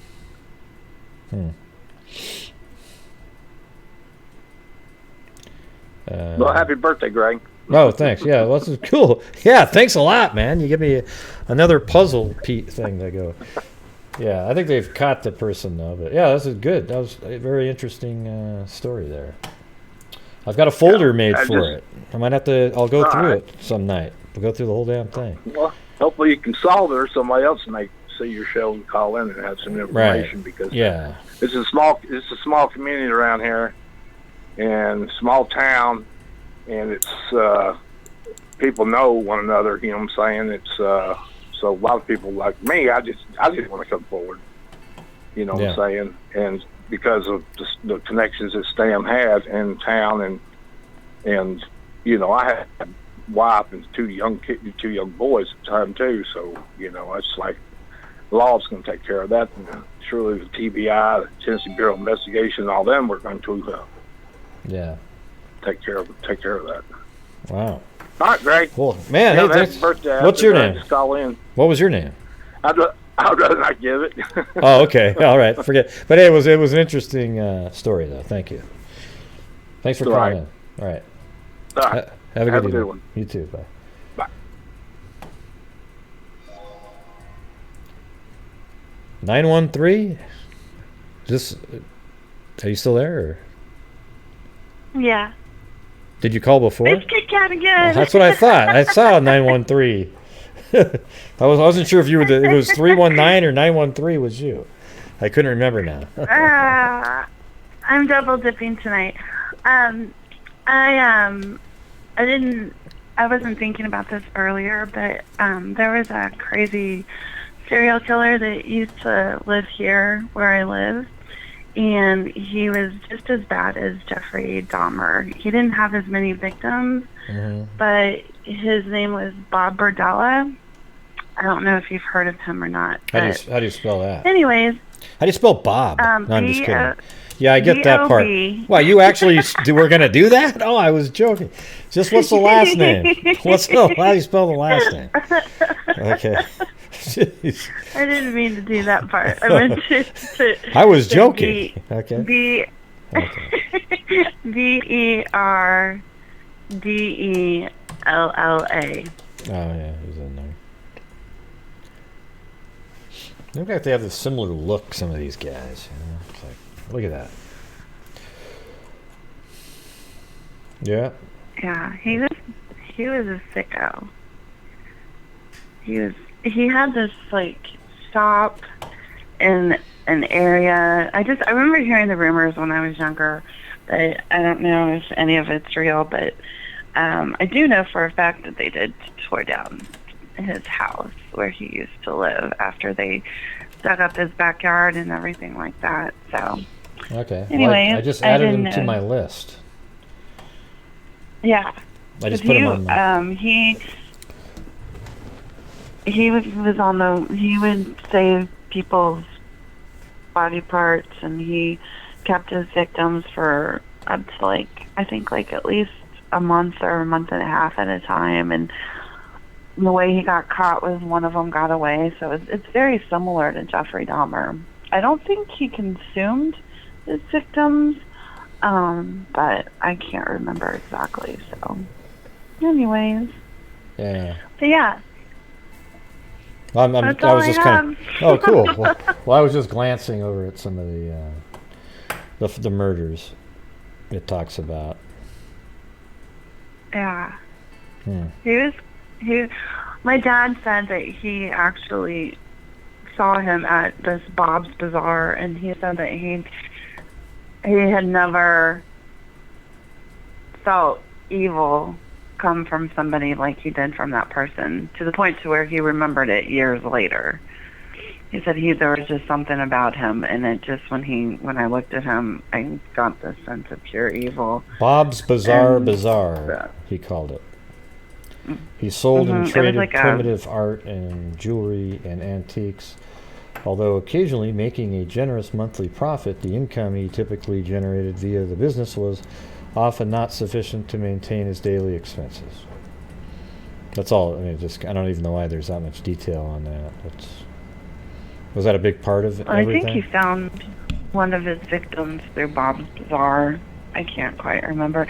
There was a rumor going around that when there was the 1985 World Series, between the Cardinals and the Royals, Kansas City Royals and the St. Louis Cardinals, that he had, skulls painted in his window and stuff. So there's a lot of urban legend around here about him. I'm not quite sure about how much of it is true, but I do know that a lot of the stuff,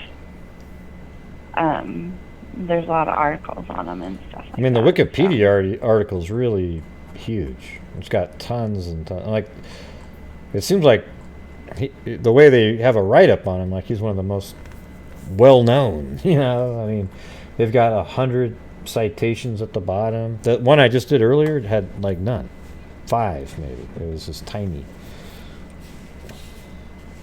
Yeah, so. He was messed up. He was bad. Well, I'll check it out. I think sounds good. Wait, no, what were you going to say?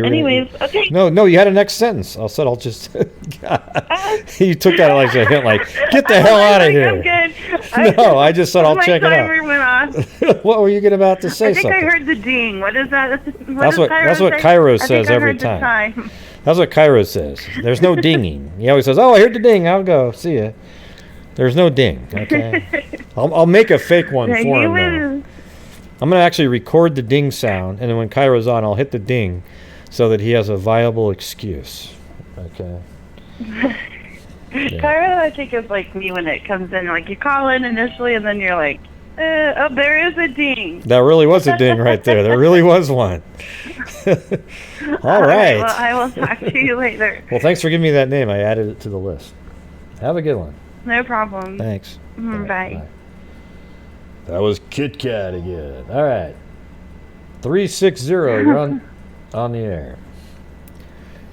360. Hi. Hello. I'm so nervous right now. First time caller, so nervous. Oh, don't be nervous. That's no different than talking to a buddy. Who's this?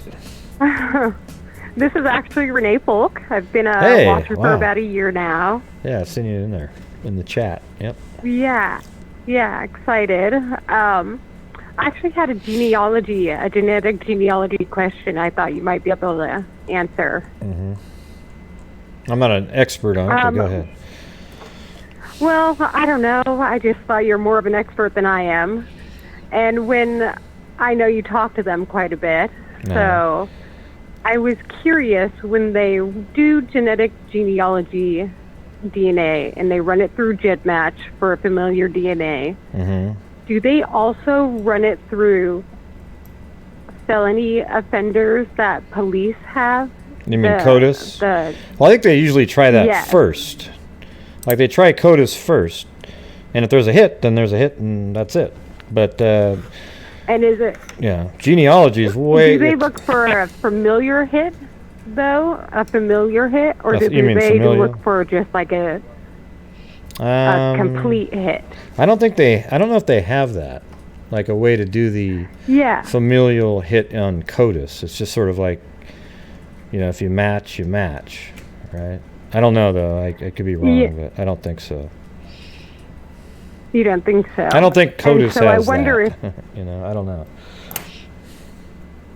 And could the company that does the company's name slipping my mind? Parabon? Parabon, yes. Does Parabon have access to their DNA files for felons? Well, here's the thing: is I asked about that a while ago. I go, wow, why doesn't all law enforcement upload their genetic profiles? That's part of the standard, and it goes straight to GEDmatch. So here's the thing: wouldn't it be great if everybody that's in prison right now, who has already had to give DNA, they have to give it again, and it gets uploaded straight to GEDmatch? I think that'd be incredible. See, that's a great idea. Because then... an amazing idea. Yeah, why not do it that way? Because then you have people that are more likely, because, genetics does play a role sometimes in criminal behavior. So you could literally, you load every criminal in there, you'd have millions of samples now, and boom, you're going to just start nailing them. So I think they should... The CODIS doesn't have all the same markers and everything. It's a different setup. Genealogy research has the whole.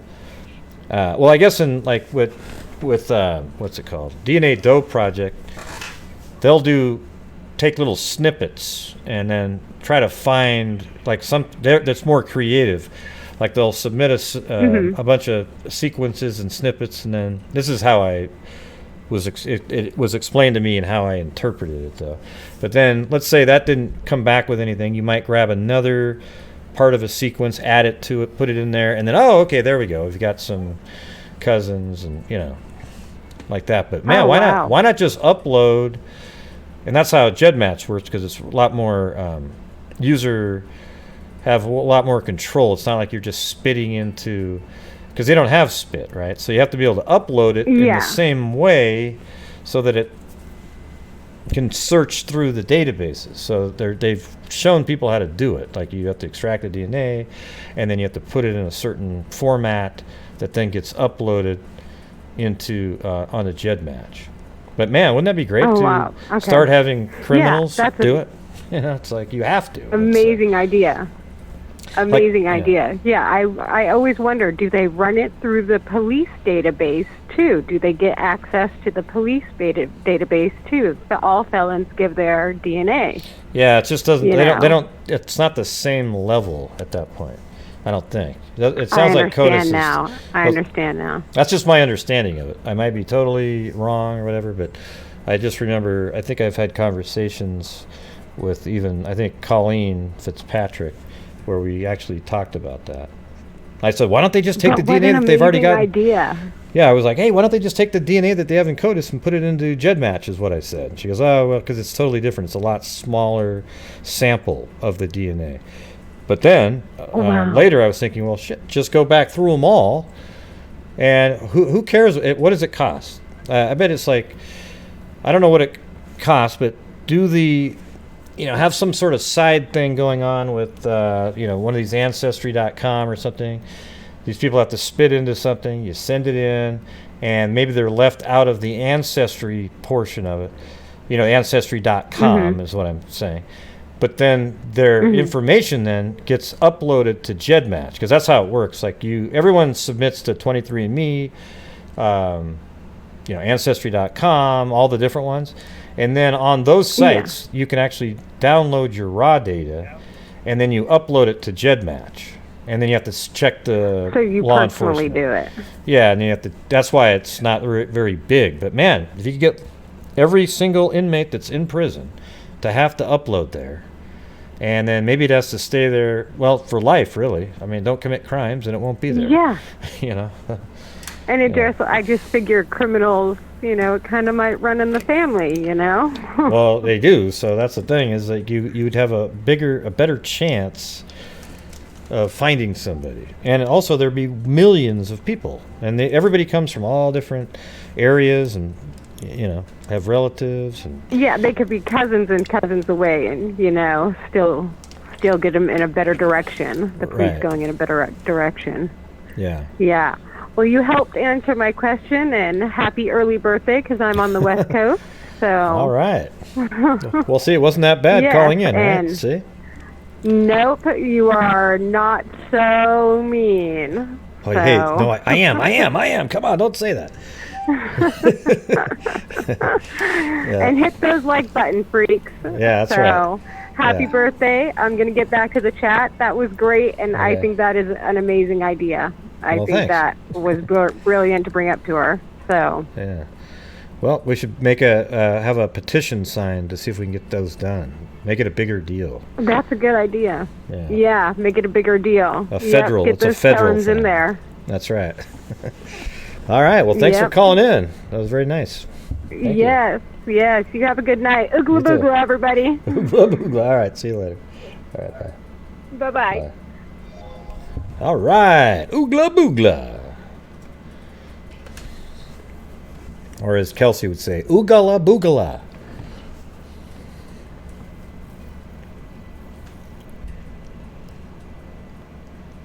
Yeah, we've started recording again. 3 Minute of Mystery. We're on episode. This season might only be 5 or 6 episodes, something like that. Maybe 7, I don't know. But we are recording. Second episode recording on Friday. All right. Well, anyways, I think this might be it for me tonight. Come on, there's not only 30 likes, really? Hold on. Let me hit the. I got to open up the audio to get this going. It's going to shut down one of the windows, though. It always does. I don't know why. It's kind of weird.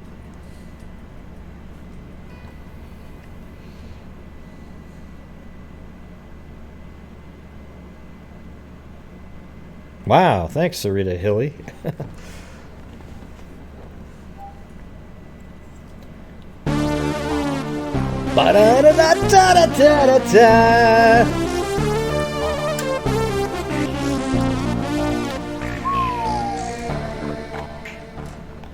On behalf Very of all cool. us Thank freaks, you. happy birthday, great. On behalf of all us freaks, happy birthday, great. Oh, I mean Gray. I'll just say Gray. All right, thank you. Very kind. I don't know, the audio thing's not opening up for some reason.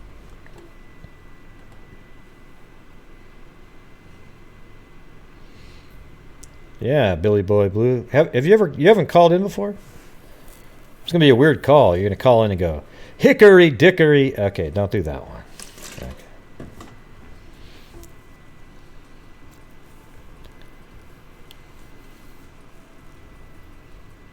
Yeah, I'll probably be on tomorrow. So it's hard not to do a show. I sit around and I go, God, I'm going to do a show. Oh, wait, I got a call came in. Just a second.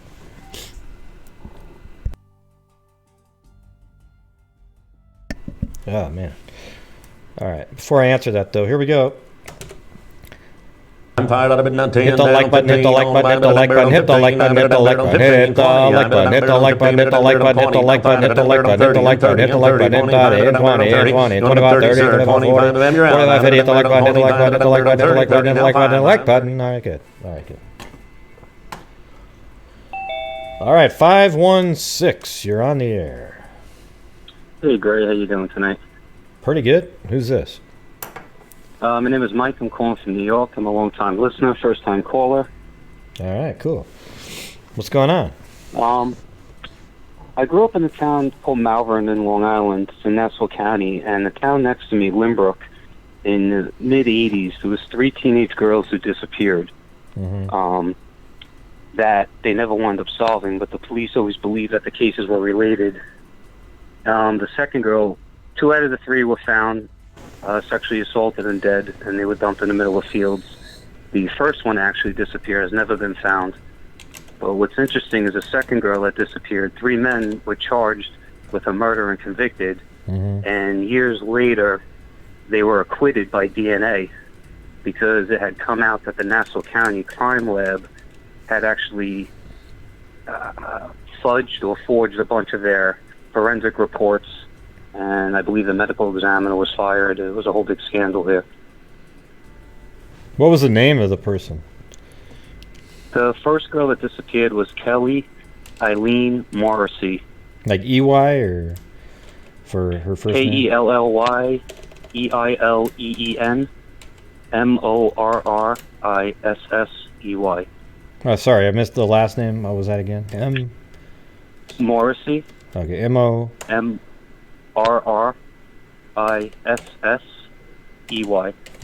Oh. All three girls were teenagers who were Caucasian and walking at night by themselves. And what year? This is in New York, you're saying?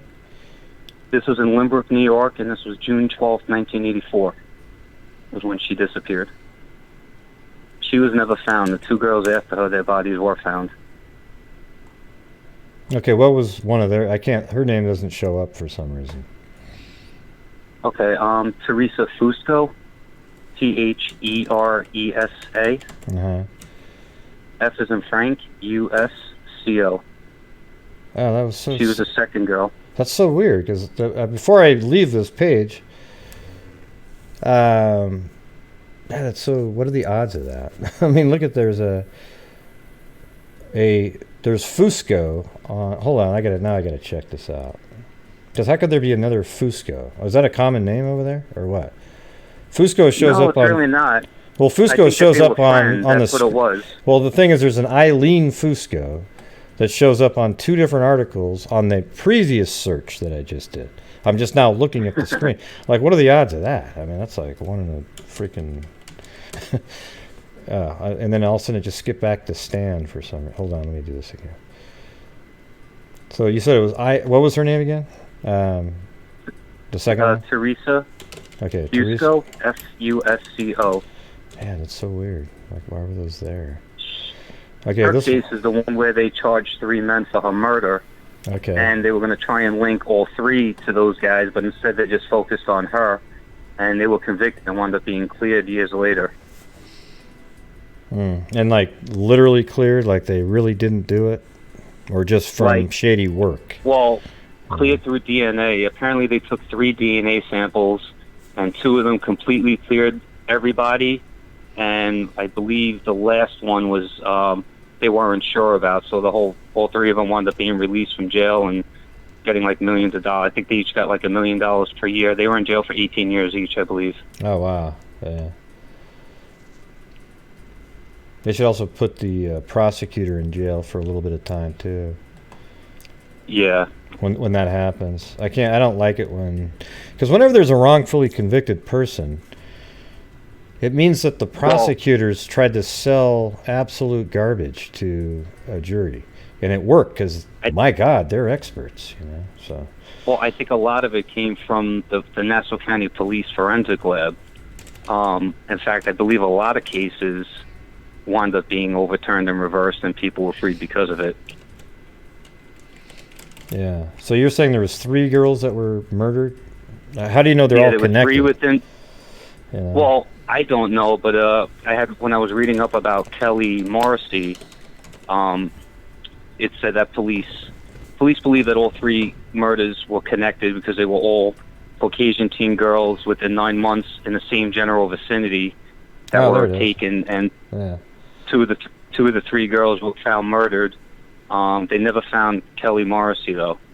It says right here, it says another body found, discovery Wednesday of 2 bodies on Long Island, one of a teenage girl later identified as Teresa Fusco, and the second of a young boy affected another another family.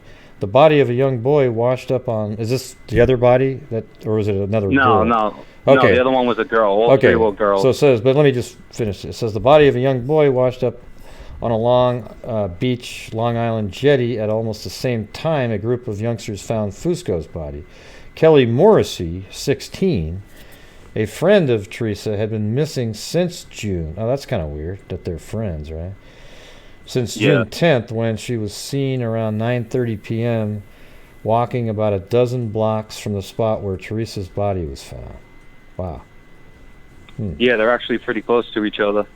In fact, Teresa was found behind a roller skating rink called Hot Skates that we went to all the time when I was a kid. So, when she went missing, Kelly Morrissey, 16, went missing. It says a friend of Teresa has been missing since June 10th, when she was seen around 9:30 p.m. walking. Let's see. But when did Teresa? Did they go missing the same Teresa time? disappeared in October 10th of the same year of 1984. Oh, so her friend Kelly went missing June, and they just Yes. never found her. They just thought she could have just been a runaway, disappeared, right? And then all of a sudden, she gets murdered, and their friends. See, that Right. makes people suspicious at that point. You know, it's like, And supposedly Kelly's family was saying that she had her final exam for the year in high school the next morning. She already laid out her clothes. Like, they were saying there's no way she would have just disappeared. yeah, she wasn't running away. I mean, the parents know those kinds of the questions, the answers to questions like that. And then in March of 1985, there was a third girl who was 19, Jacqueline Martorella. She was found in Oceanside dead. She disappeared also. Same thing. She was walking late at night by herself and disappeared.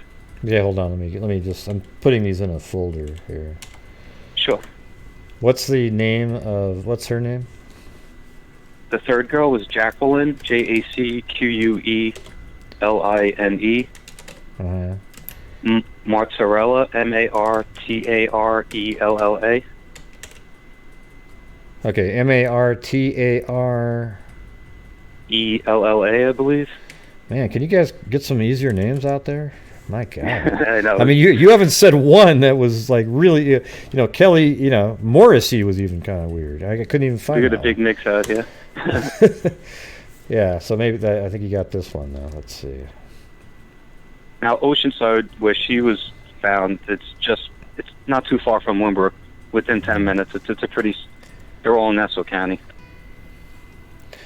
All right, I'm going to store this one. So tell me about this one. Any connections? All I know is that she was walking late at night. Well, I had read online that the police at the time, when they were they prosecuted the three men for Teresa Fusco's death, and they believed, for whatever reason, police believed that all three murders were tied together. They all had the same MO, a Caucasian teen girl walking late at night by herself, and they were all within 8-9 months. But I believe they didn't have enough evidence in the other cases, so they just prosecuted them for the rape and murder of Teresa Fusco. Let me, so, but she's not friends with the other people then. She wasn't, no. No, she wasn't. The other two were friends, this one wasn't. But they were all teen girls walking late at night by themselves and all in a relatively close area to each other. And after they released those three men, they cleared them. The killer's never been found. None of these have ever been solved. Wow. Well, cool. This is a good one to put out there then. So even to this day, they're just unsolved. Were they raped? Well, they don't know about Morrissey because she's never been found, but Fusco and Mozzarella, they said that they were sexually assaulted, and they were found in open fields, completely naked, and their clothes for neither one have never been found, I believe. But I mean, do they have DNA then from the? They do, right? I only know they did have DNA. They said at the time they weren't really testing DNA; it was very unreliable. But they did take DNA, right? And that's what wound up clearing those three guys. Well, hopefully they still have it. The samples. I would imagine they still do. You know what I think is going on here? Big scandal in the crime labs. Yeah, I mean, that's one of the problems. A lot of times, it's crazy how many times the one known sample goes missing or something. But right. But here's the thing: is I think that with this new genetic genealogy, there's probably a backlog that is ludicrous, like some sort of I mean, how many cases do you think each state have, especially like New York, that have DNA? Right. They just haven't been able to find the killer whose DNA that is. There are, I bet you, thousands of them. Thousands and thousands of samples, and right now we're in the infancy of this whole genetic genealogy thing, and hopefully there'll be more and more, genealogists that are certified. They can go out. We need thousands of them that are just literally as good as C.C. Moore and Colleen Fitzpatrick. We need like 1,000 of those people. to go I solve. think a lot of people are going to be found, and a lot of people may be cleared at the same time. Yeah, no, exactly. I think they should actually go back and look at any case where it was a little bit dicey.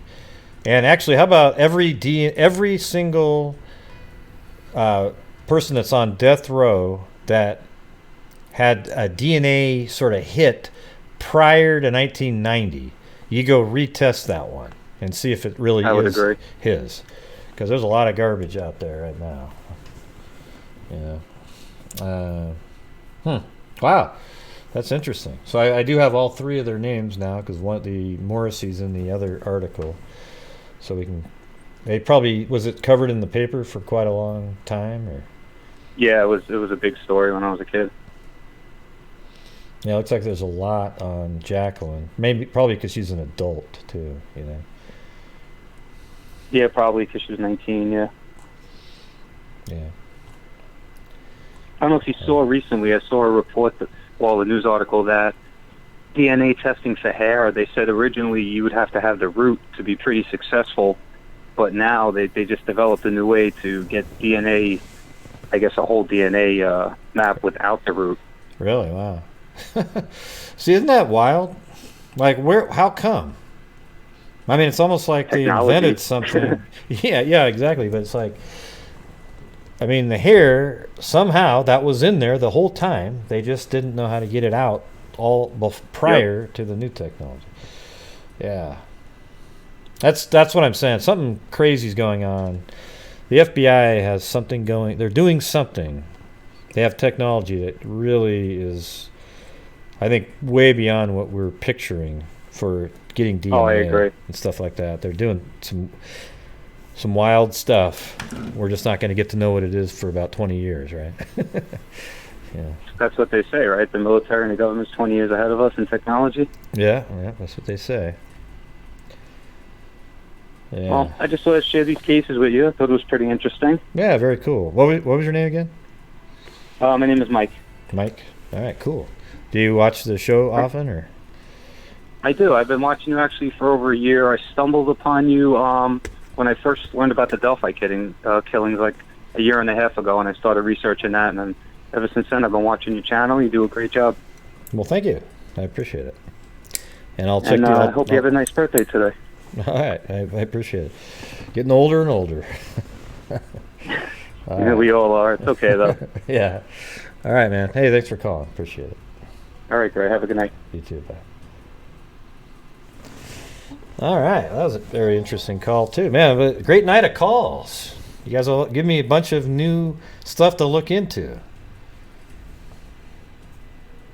Awesome. So, anyways, I think I don't. Was anybody put a yes if somebody was calling in that you heard about in the chat? Because I think I'm going to end the show. It's been 2.5 hours and I'm tired. My brain's hurting now. Lots and lots of crazy stuff.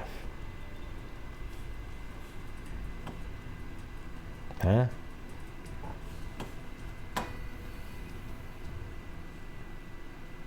All right, there you go.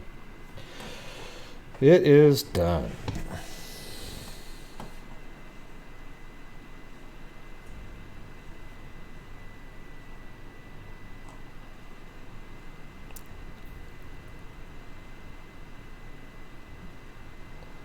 Oh boy. Yeah, just don't. Hey, listen. Hey, Daisy Jane. All the people out there that are talking about all these different people, just don't listen to it, okay?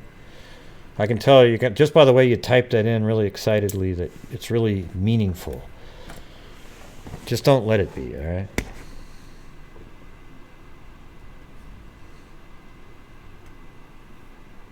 Yeah.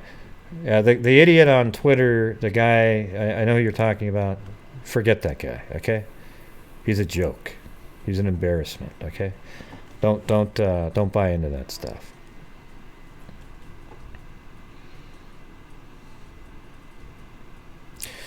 All right. So I think that's it for the show. So let me go through the amazing super chats here. Ohio Italian lady. Billy Boy Blue. Karen K. Huge one from Karen K there. Robin Frost from Australia. And Billy Boy Blue again with his old Mother Hubbard went to the cupboard to fetch old Rover a bone. I'm not going to finish that one. But that one's always funny. And then Leah Furnace. I'm not sure how you say that, but Roll Tide. Wombat Dundee from Australia. And then Crystal, a.k.a. Beaver Gaming sub Crystal. Billy Boy Blue, who made a birthday rhyme. And then Billy Boy Blue again with Little Miss Muffet sat on a tuffet, eating her curds and whey. Along came a spider, sat down beside her. He said, "Hey, what's in the bowl, biatch?" Okay, there you go. Yeah, well, watch the replay, Space Monster. A crazy case to begin with there.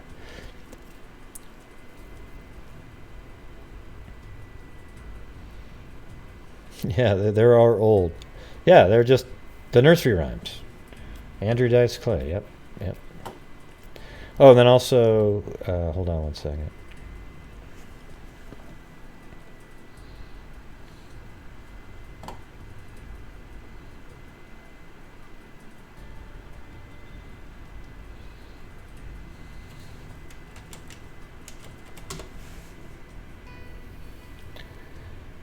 All right. And then also I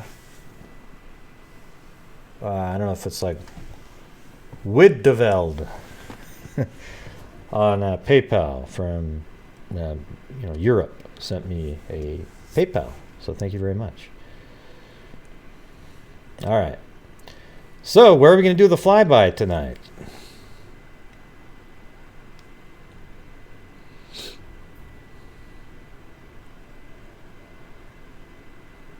Thanks, Donna. I got another 26 minutes for myself, but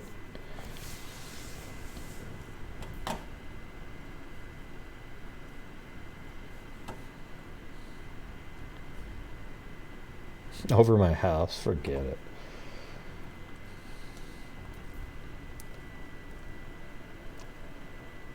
Let me just look in the air and see something. Where am I? What's that right there? Oh, cool. There we go. Let's just fly around here, wherever this is. Someplace with rocks. I like rocks.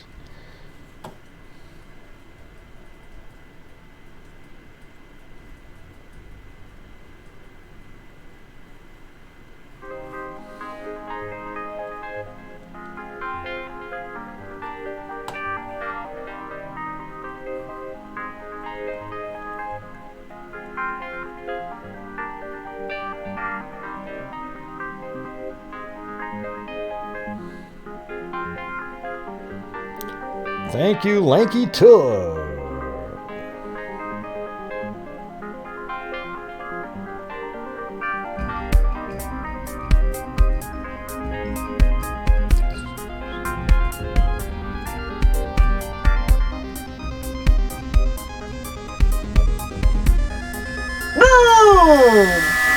Wow, that sounded weird. Happy birthday, Brady Love. Why is it echoey like that? Hold on. Oh, weird. Huh.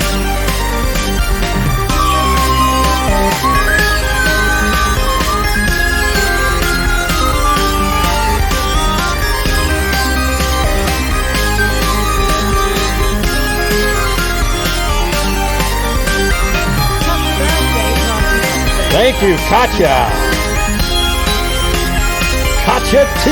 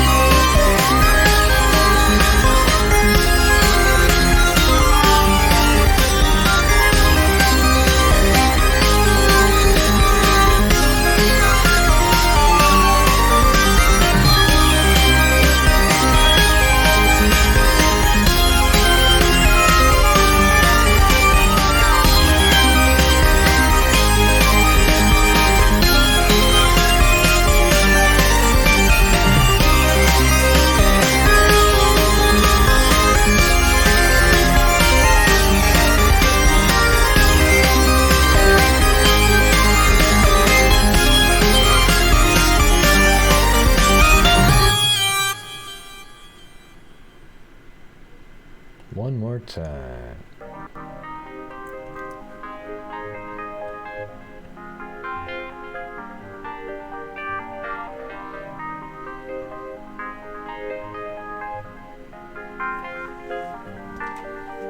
Good night, freaks!